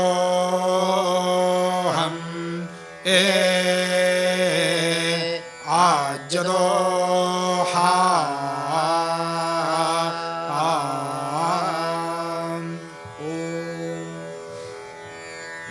या दोन्हींमधला फरक तुमच्या लगेच लक्षात आला असेल. राणायनी शाखा आहे, पण राणायनी शाखेमध्ये प्राचीन काळी 9 भेद सांगितले होते. त्यापैकी ही कर्नाटकी राणायनी शाखा आहे आणि आत्ता जी आपण ऐकली ती महाराष्ट्रीयन होती, पण ती लुप्त झाली. तिला कोणी शिकणारच राहिलं नाही, त्यामुळे ती लुप्त झाली. अशा अजून 6 शाखा होत्या. त्यातली एक शाखा जी गोवर्धनी शाखा आहे ती मी तुम्हाला थोडक्यात ऐकवतो आणि आपण पुढे जाऊयात. द्वारपाल.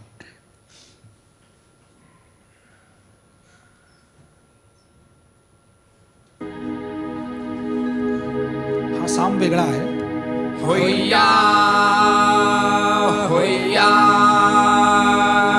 होई या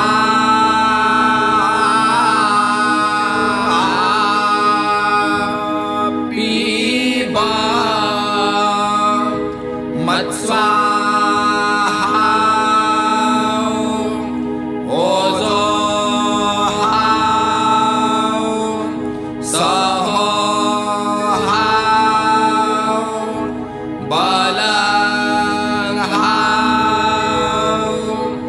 इंद्रो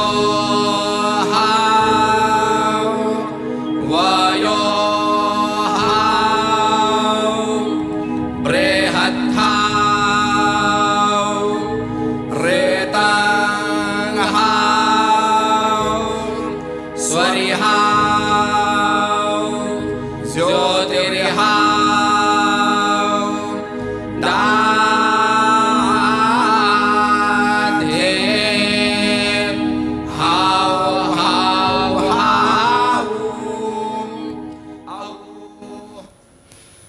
हा राणायनी शाखेतलीच एक भेद, पण त्याला गोवर्धनी शाखा असं म्हणतात. आणि अशा पद्धतीने अनेक सामशाखा आणि सामातील भेद नष्ट झाले. त्यामुळे आपण डिरेक्ट असंही म्हणू शकत नाही की सामवेदातून गंधर्व अभिजात संगीत आलेलं नाही, आणि असा पुरावाही सापडत नाही की दोघांचा संबंध जोडून द्यावा. पण इथे एक लक्षणीय साम्य सगळ्यांच्यात लक्षात आलं असेल की घराणा गायकी म्हणजे विशेषतः प्रांत प्रदेश आणि काही अशी शहरं यांच्या नावावरून त्या शाखा, म्हणजे जसं वेदशाखा या त्या प्रांतामध्ये, आता कौथुमी असेल, कदाचित गोत्रांवरून असेल, काही प्रदेशांवरून ती नावं विकसित होत गेली, जशी गोवर्धनी. तशी ही घराणेशाही जी संगीतामध्ये आली त्यातलं हे कदाचित साम्य असू शकेल. म्हणजे आता संगीत, अभिजात संगीत आणि सामवेद या दोन परंपरा कुठेतरी समांतर चालत आहेत, पण त्यातली साम्य आणि भेद हे शोधत असताना हे एक साम्यस्थळ कदाचित वाटून जातं. अगदी. एक गोष्ट लक्षात येत होती. हां, तत्पूर्वी एक तुम्ही काही करमुद्रा करत होतात, अंगुली निर्देश करत होतात, तर ते नेमकं काय होतं?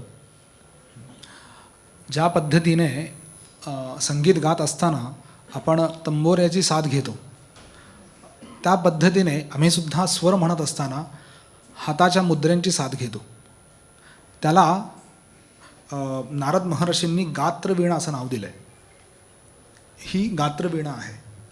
गात्रवीणामध्ये स्वर कुठे कुठे आहेत हेही त्यांनी स्पष्ट केलं आहे. जसं प्रथमस्वर आणि कृष्टस्वर जो आहे हा अंगुष्ठाग्र म्हणून सांगितला आहे, जो आम्ही मगाशी म्हणून दाखवला. त्यानंतर द्वितीय स्वर गांधार स्वर हा तर्जनीवरती आहे. त्याच्यानंतर तृतीय स्वर हा मध्यमेवरती आहे. चतुर्थ स्वर जो आहे षड्ज जो आहे तो चतुर्थ अनामिकेवरती येतो. मंद्रस्वर जो आहे हा कनिष्ठिकेवरती येतो आणि अतिस्वार्य हा कनिष्ठिकेची मुळाशी येतो, म्हणजे दैवत आहे जो आहे. अशा पद्धतीने आम्ही गान करतो आणि अवरोह क्रमानेच करतो. जर काही अवांतर जसे स्वर येतात, आता उदाहरणार्थ सांगायचं झालं तर ऊ ह्याला प्रेंख म्हणण्याची पद्धत आहे, जी द्वितीयेपासून सरळ चतुर्थापर्यंत येऊन पुन्हा द्वितीयेवरती जाते. इथे प्रेंख म्हणजे झोपाळा. झोपाळ. झोपाळा जसा पुढे मागे होतो हां. तशी स्वररचना. स्वररचना आहे. जसं हा उ हा उ हा उ ऊ ऊ ऊ हू ऊ. ज्या पद्धतीने बुवांनी सांगितलं त्या पद्धतीने तो स्वर जातो. काही विनत असं आहे. ज्या पद्धतीने तुम्ही जर बाहुबली कधी पिक्चर पाहायला असेल, त्याच्यामध्ये एक सीन असा येतो की ते सगळे हत्ती खाली नमतात. हां, आणि तो जो नमत आणि विनत स्वर आहे तो सामवेदामध्ये दिसतो. हां, तो कसा दिसतो मी सांगतो. उवी उवी उवी ही गी मुद्रा पहा. ही गी आणि नमत जो येतो त्या नमतामध्ये सुद्धा आता उदाहरणार्थ सांगायचं झालं तर नमताचं एक उदाहरण.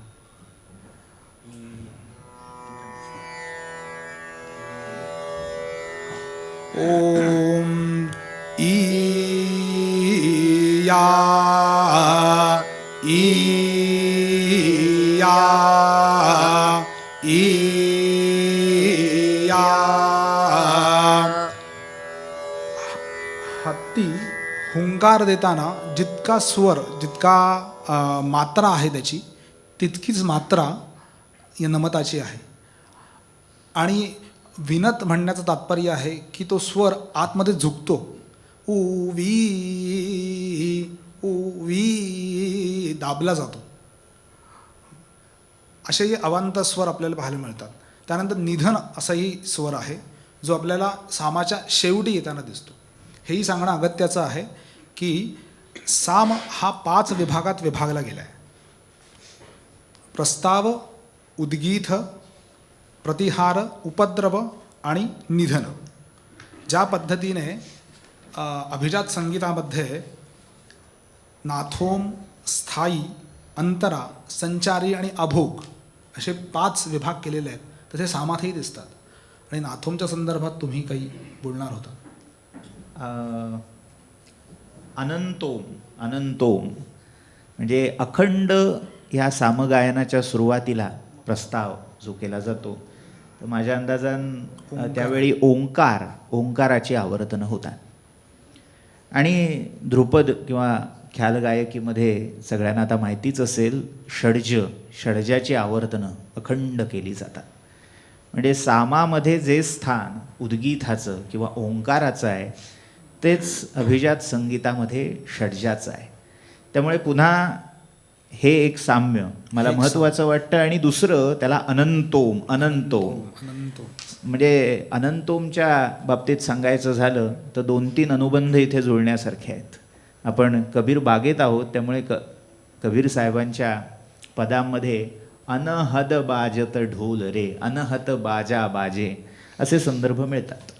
तर तो जो अनहद म्हणजे ज्याला हद, कुठेही हद्द सीमारेषा नाही, आणि दुसरं अनाहत म्हणजे जो कुठल्याही आघातातून उत्पन्न झालेला नाही, असा अखंड आत चालणारा जो स्वर अनाहत अनहद, आणि तो स्वर म्हणजे खरा ओंकार आहे. त्याची अखंड आवर्तनं ही सामामध्येही आहेत आणि अभिजात संगीतामध्ये षड्जाच्या रूपातही आहेत. आता तीच गोष्ट माझ्या अंदाजान अतुलजी याच्यावर अधिक प्रकाश टाकू शकतील. ध्रुपद गायकीमध्ये तोम नोम ही जी शब्दसंगती वापरली जाते, अखंड ते नोम तोम, ते कदाचित या अनंतोम पासून आलं असावं असा एक निर्देश कुठेतरी केलेला आहे. अखंडपणे कुठेही तो जो स्वर मागे चाललेला आहे, म्हणजे जसं संगीतामध्ये गायकमध्ये थांबला तरी मागे अखंड तानपुरा किंवा साथीला माणसं बसलेली असतात, तसं सामगायन चाललेलं असताना उद्गाता असतील, प्रस्तवता असतील, त्यांच्या मागे उपगात. तर ही काही साम्यस्थळं अशी नोंदवून घ्यायला हरकत नाही. आणि हे विभाग जे आहेत, हे विभाग साम गाताना त्या व्यक्तीने म्हणायचे जबाबदारीने. त्याला नुसते नावं प्रस्तवता, उद्गाता, प्रत्यहर्ता असं दिलेलं नाही आहे. तर यज्ञामध्ये जे 4 ऋत्विज आहेत त्यांना ती जबाबदारी दिलेली आहे. प्रस्तोत्याने प्रस्ताव करायचा आहे, उद्गाथ्याने उद्गीत म्हणून त्याचं गान करायचं आहे, प्रतिहर्त्याने प्रतिहर्त्याचं गान करायचं आहे, सर्वांनी मिळून उपद्रव म्हणायचं आहे, आणि निधन उपगातांसहित म्हणायचं आहे. उपगाता हे काय काम करतात त्या सर्व प्रक्रियेमध्ये, तर कुठल्याही पद्धतीने स्वरविच्छेद होऊ नये म्हणून ते सारखे ओम मागे म्हणत राहतात. आणि हाच कदाचित तो अनंतोमही असावा, इथूनच त्याची सुरुवात असावी असं वाटतं. बरं, मागच्या स्लाईडमध्ये उपजीवनाच्या संदर्भामध्ये बोलायचं राहून गेलं. कृष्टस्वरापासून ते अतिस्वारे स्वरापर्यंत, कृष्टस्वर म्हटल्यानंतर कुणाकुणाला उपजीवन मिळतं, उपजीवन याचा अर्थ अन्न मिळतं, ह्याचा तो तक्ता आहे. वेदांमध्ये प्रथम स्वराची, द्वितीय स्वराची, तृतीय स्वराची, अगदी अतिस्वार्य स्वरापर्यंत जी उपासना करतो तो सामगाता ह्या सगळ्यांना अन्न देतो अशी भावना आहे. आणि प्रत्यक्ष उद्गान करत असताना सुद्धा त्यांनी कसं बसावं, त्यांनी काय विचार करावा, हे सुद्धा खूप छान पद्धतीने शौतसूत्रात सांगितलं आहे. कुठल्या देवतेचा त्यांनी विचार केला पाहिजे ह्यासुद्धा संकल्पना अत्यंत विस्तारित पद्धतीने शौतसूत्रात दिल्या आहेत. ते आपण कधी नंतर पाहू. पण सांगण्याचं तात्पर्य हे आहे की त्या स्वरांमध्ये त्या योनींना अन्न देण्याची ताकद या सामस्वरांमध्ये आपल्याला पाहायला मिळते. म्हणून सामदेवानामन्नम, सामदेवानाम अन्नम असे अनेक उल्लेख आपल्याला सापडतात. म्हणजे आपल्याला या सामवेदाच्याच बरोबरीने मंत्रशास्त्र हे कसं विकसित होत गेलं असावं याचाही एक अंदाज आढावा घेता येतो. की आपण ऐकतो की अमुक मंत्र म्हटला की पाऊस पडतोय, अमुक मंत्र म्हटला की नसलेली वस्तू उत्पन्न होतीये. या सगळ्याचं मूळ कुठेतरी या सामाच्या परंपरेमध्ये, सामगानामध्ये असावं.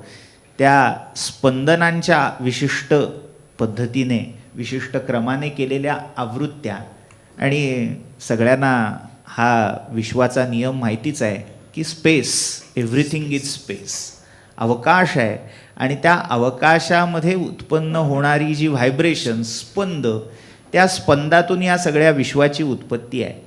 आणि ते स्पंद जेव्हा या वैदिक परंपरेमध्ये उत्पन्न केले जात आहेत प्रयत्नातून, विवृत, आवृत, संवृत रूपात, तेव्हा त्याला साम म्हटलं जात आहे. आणि जेव्हा फिजिक्सच्या भौतिकीच्या स्वरूपात त्याचं आकलन करून घेण्याचा प्रयत्न केला जातो आहे तेव्हा मग क्वांटम आहे, अनेक संकल्पना ह्या शास्त्रामध्ये येत आहेत. पण मूळ कुठेतरी त्या अखंड स्पंदनाशी, अनहदाशी आहे, सामाशी आहे, हे स्पष्ट होतं.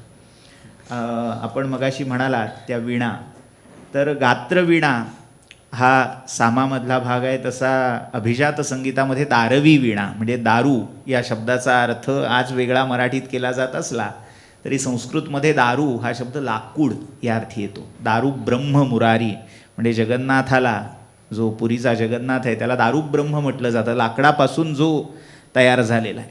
त्यामुळे त्या लाकडापासून उत्पन्न झालेली वीणा ही दारवी वीणा. मग दारवी वीणा आणि गात्रवीणा या संदर्भात काही नारदीय शिक्षेमध्ये एक उल्लेख असा येतो की दारवी गात्रवीणाच द्वे वीणे गानजातिषु सामकी गात्रवीणा तु तस्या शृणुत लक्षणम. नारदीय शिक्षा ही नारदांनी समग्र संगीत या दृष्टीने लिहिलेली आहे.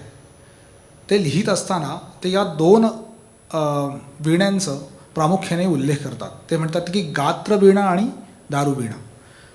पण ते नमूद करतात गात्रवीणा तुसा प्रोक्ता यस्याम गायंती सामगाः. म्हणजे सामान्यतः लोकांना असं वाटतं की प्राचीन काळी सामवेद हा तंबोऱ्यावर किंवा वीणेवरती गायला जात असावा.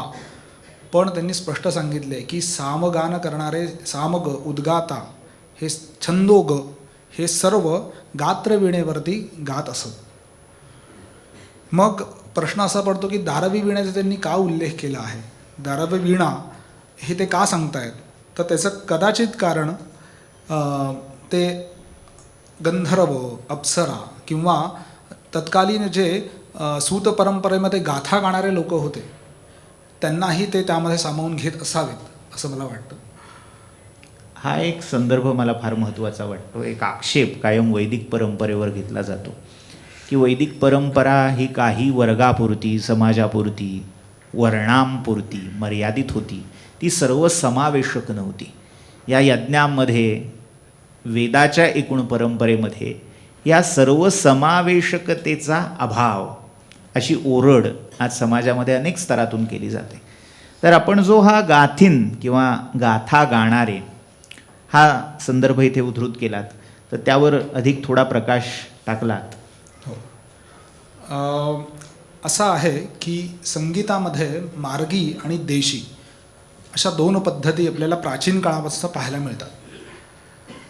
मार्गी म्हणजे काय आणि देशी म्हणजे काय ह्याचीही व्याख्या आपल्याला नारदांनी दिलेली आहे आणि संगीत रत्नाकरामध्ये सुद्धा पाहायला मिळते. ते असं म्हणतात की मार्गी, 7 नंबरचं पेज, मार्गी देशीति तद्वेधा तत्र मार्गस्य उच्यते यो मार्गतो विरिंचाद्यैः प्रयुक्तो भरतादिभिः. ते स्पष्ट सांगतायत की मार्गी आणि देशी असे दोन प्रकार आपल्याला पाहायला मिळतात. आणि मार्गी कशाला म्हणायचं की ब्रह्मदेवांपासून भरतमुनींपर्यंत ज्या ज्या लोकांनी ह्या मार्गाची उपासना केली ती मार्गी. सामान्यतः आम्हाला सांगत असताना मार्गीच्या संदर्भात असं सांगितलेलं की ती ख्याल गायकीप्रमाणे नाही, ती साचेबद्ध गायकी आहे. ज्या पद्धतीने साम गायला जातो, सामामध्ये तुम्हाला तुमच्या स्फूर्त, उत्स्फूर्त असं काही वापरता येत नाही. जो साम, जो स्वर ज्या पद्धतीने दिला आहे त्याच पद्धतीने तो गावा असा सामाचा, वेदाचा आदेश आहे. तीच परंपरा आपली मार्गी परंपरेमध्ये सुद्धा पाहायला मिळते. प्रबंध गायकी, ध्रुपद गायकीमध्ये सुद्धा आपल्याला ती परंपरा आलेली पुढे दिसते. भरतमुनींच्या पर्यंत भरतमुनी हे नाट्यशास्त्राचे आद्य प्रणेते मानले जातात. जिथून गीत हा विषय त्यांनी उचलला, म्हणजे सामातून तो गीत त्यांनी विषय उचलला, तर ते सुद्धा मार्गी ह्या संगीत पद्धतीचे उपासक असताना आपल्याला दिसतात. आणि दुसरी जी गानपद्धती आहे ती आहे देशी गानपद्धती. त्या देशी गानपद्धतीचंही स्पष्टीकरण देत असताना ते असं देतात, देशे देशे जनानाम यदृच्चा हृदयरंजकम गानंच वादनम नृत्यम तद्देशीत्यभिधीयते. म्हणजे देशादेशांमध्ये ठिकठिकाणी लोकांच्या हृदयरंजनाकरता आनंदाकरता म्हणून जी गायकी गायली जात होती त्याला देशी असं म्हणण्याची पद्धत आहे. तर मार्गी आणि देशी ह्याच्यामध्ये मार्गीकडे जर आपण स्पष्टपणे पाहिलं तर आपल्याला लक्षात येईल की मार्गी पद्धतीमध्ये गाथागान गायलं जात होतं. हे गाथागान हे सगळे गाथीनं गात असत. हे गाथागान जे आहे हे गाथागान दोन स्वरूपाचं आहे, एक संस्कृत आणि एक प्राकृत. आपण कधी पाहिलं असेल की सीमंतोन्नयन हा आपला षोडश संस्कारापैकी एक संस्कार आहे.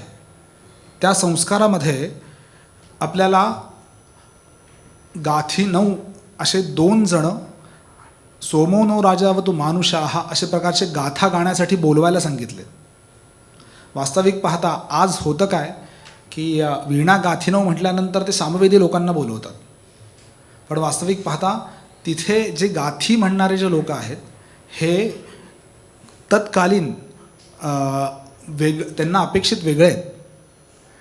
त्यानंतर अश्वमेधामध्ये सुद्धा 2 गाथा गायल्या जाताना आपल्याला दिसतात.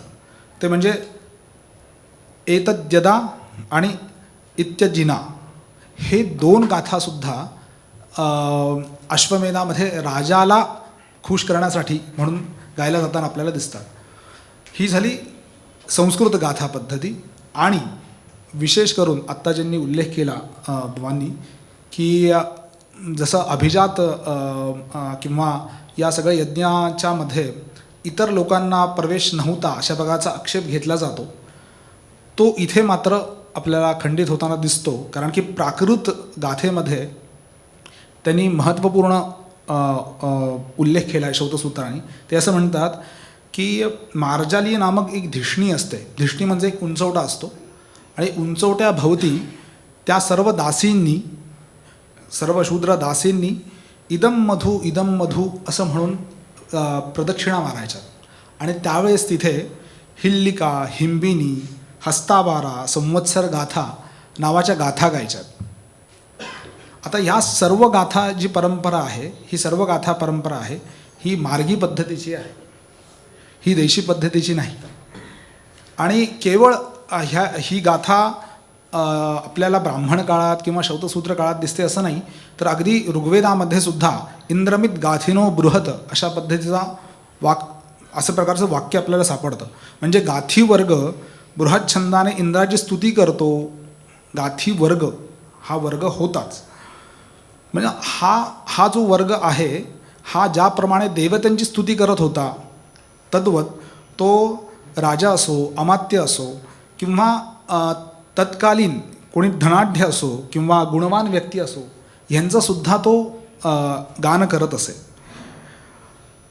तर ह्या सगळे गाथा गाणारे मार्गी पद्धतीचे आपल्याला पाहायला मिळतात. ही मार्गी पद्धत निर्माण कशी झाली हे शौतसूत्रकार सांगतात. ते म्हणतात एके दिवशी देवांनी म्हणे अन्न आणि सामगानावरती मल दूर केला.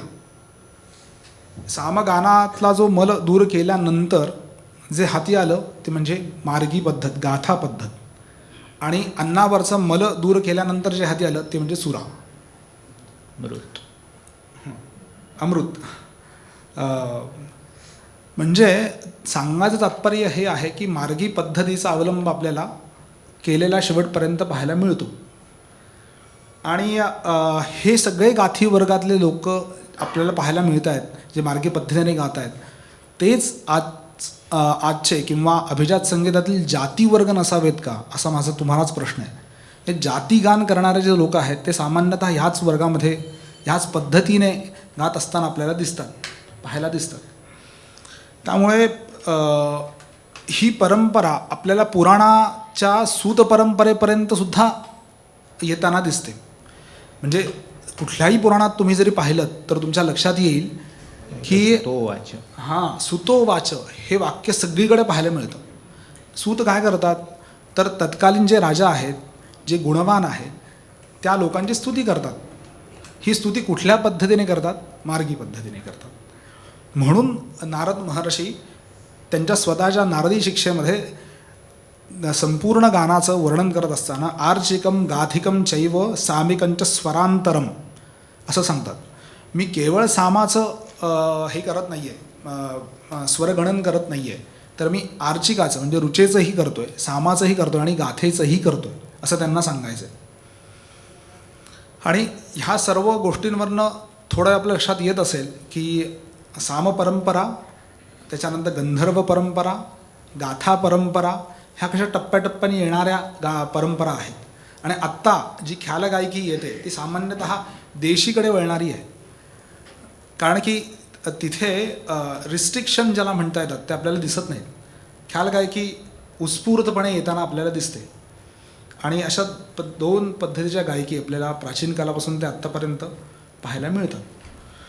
वायुपुराणांमध्ये सुद्धा एक उल्लेख आढळतो. पान नंबर 10 की मेरू पर्वताच्या ज्योतिष शिखरावरती म्हणे शिवपार्वती असताना हे सर्व लोक एकत्र आले आणि महत्त्वाची काहीतरी चर्चा करत होते. ते कोण कोण आहेत? तर ते अंगिराहा आहेत, त्याच्यानंतर देवर्षी आहेत, वसू आहेत, गंधर्व आहेत, नारद आहेत आणि पर्वत महर्षी आहेत, अप्सरा आहेत. हे सगळे लोक एकत्र येऊन काहीतरी विशेष प्रसंग तिथे घडतो आहे. ह्याचाच अर्थ अंगिराहा हे महर्षी सामाचे महर्षी आहेत. त्याच्यानंतर देवर्षी हे गंधर्व, कारण की महाभारतामध्ये स्पष्ट एक उल्लेख असा येतो की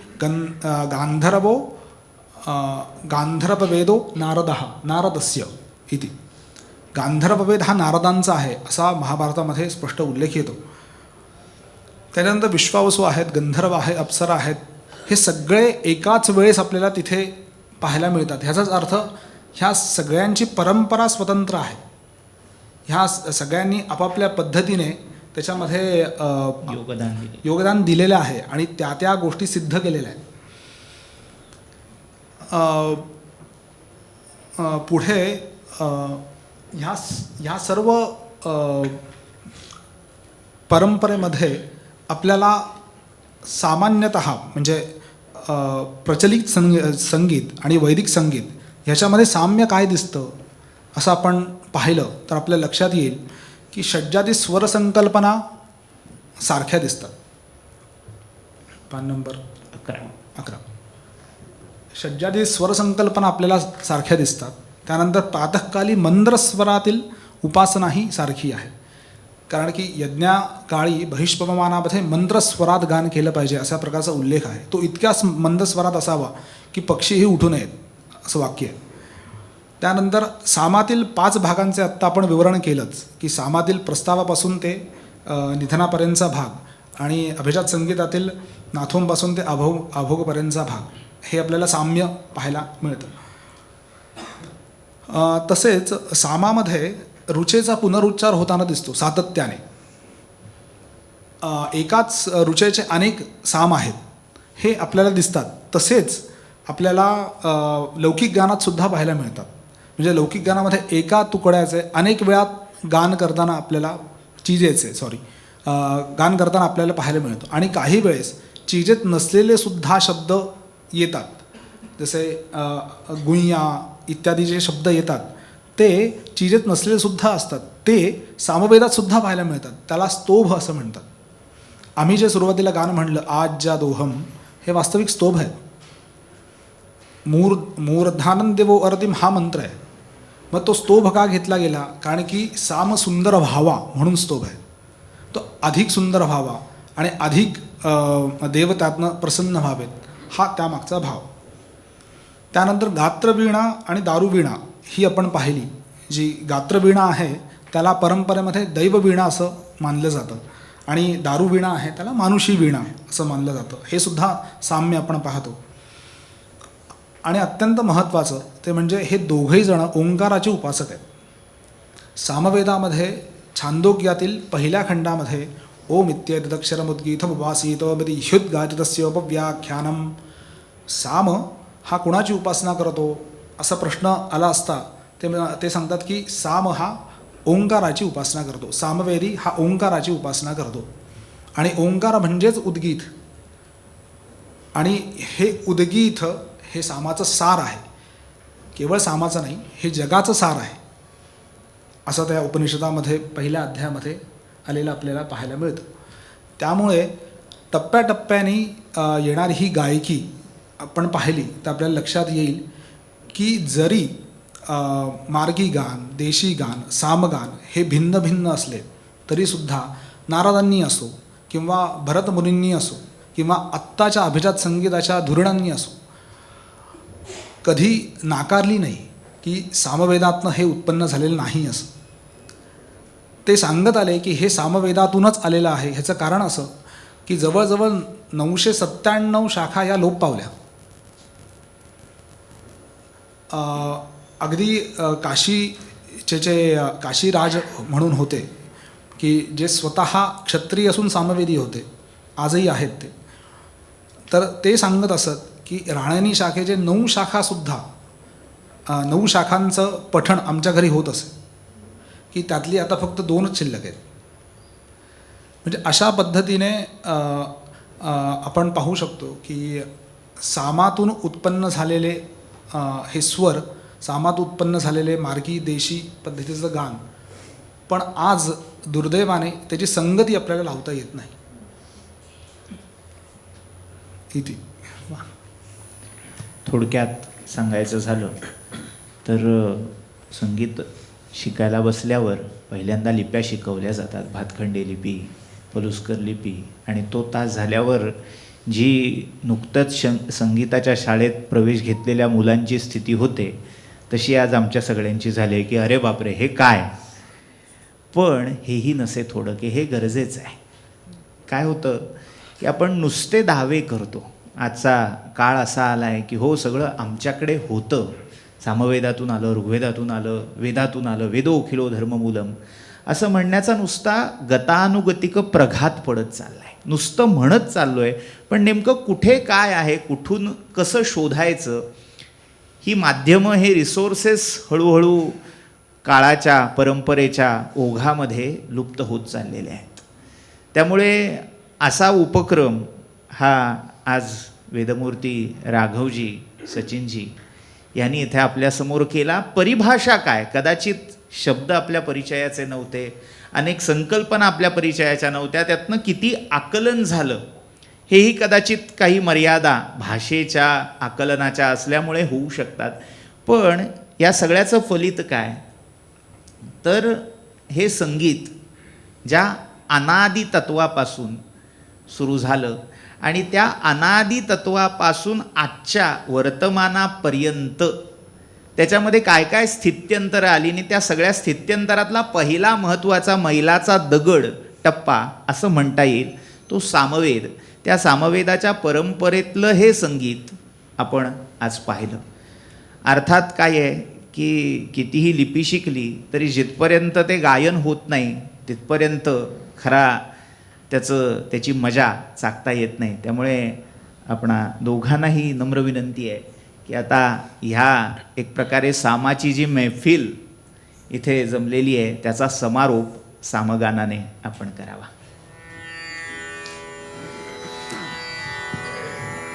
आत्ताच मी तुम्हाला स्तोभ या संदर्भात सांगितलं, त्यातले काही स्तोभ हे अर्थपूर्ण आहेत.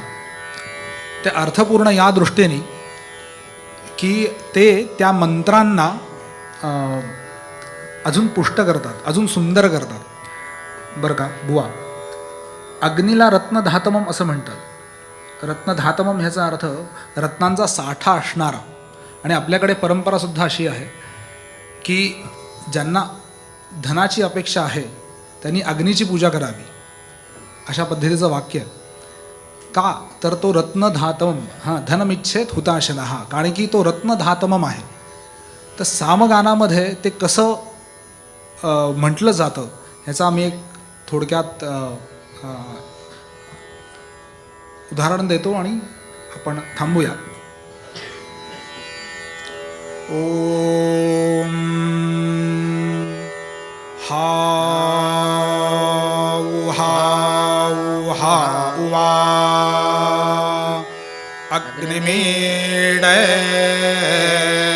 पुरोहितं देवेषु विधिमाम् आहम्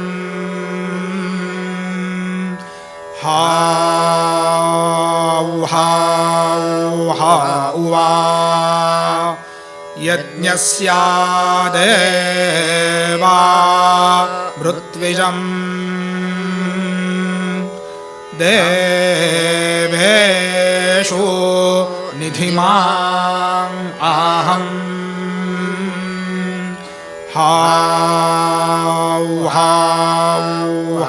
उवा होता रंगरत्नाधातमं देवेषु निधिमाम् आहम्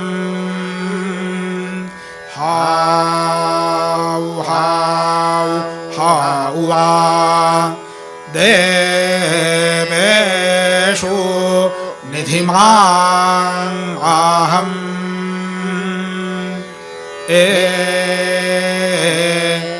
देवेषु निधिमाम् आहम्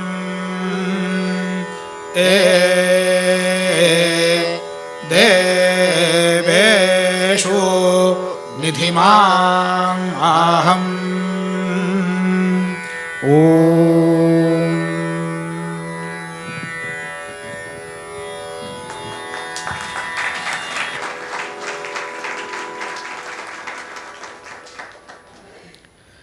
रसिक हो, एकूणातच भारतीय वेद पुराण वैदिक संस्कृती या सगळ्याबद्दलच आपल्या सगळ्यांच्याच मनात अतिशय उत्सुकता असते आणि त्यातही संगीत अभ्यासक तसंच संगीतप्रेमींच्या मनामध्ये सामवेद या विषयाबद्दल एक जास्तीची ओढ असते.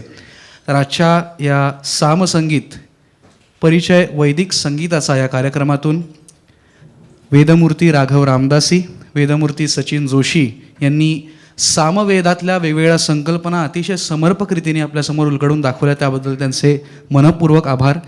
त्यासोबतच हा संवाद चालू ठेवण्यासाठी मध्ये मध्ये जे प्रश्न विचारणं फार गरजेचं होतं ते श्रीयुत प्रणव गोखले यांनी अतिशय सुंदर रीतीने विचारले, त्याबद्दलही त्यांचे खूप खूप आभार. आपण सर्व श्रोतेवर्ग इथे उपस्थित होतात, तुमच्यामुळेच हा कार्यक्रम इतका सुंदर झाला आहे. आपल्या सगळ्यांचेही मनःपूर्वक आभार. फाउंडेशनच्या वतीने असाच आणखीन एक निराळा असा कार्यक्रम आम्ही लवकरच घेऊन येऊ. त्याबद्दल आपल्यापर्यंत आपल्याला जर न्यूज त्याची पोचवून घ्यायची असेल तर कृपया आपलं नाव आणि व्हॉट्सॲपचा नंबर बाहेर नक्की रजिस्टर करा. आणि एक छोटीशी सगळ्यांनाच आठवण की प्रवेश मूल्य ऐच्छिक आहे, त्याबरोबरच सगळे कार्यक्रम आणि महोत्सव याबद्दलचं प्रायोजकत्व आपल्याला स्वीकारायचं असेल तर त्याबद्दल नक्की संपर्क साधा. धन्यवाद.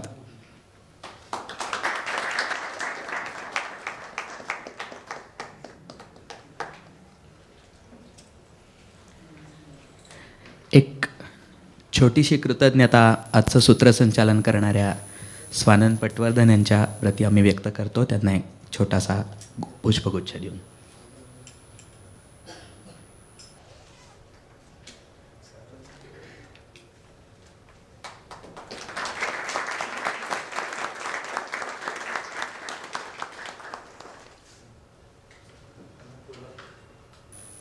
मनःपूर्वक धन्यवाद. आजचा कार्यक्रम इथे संपन्न झाला आहे असं जाहीर. पुन्हा भेटू लवकरच.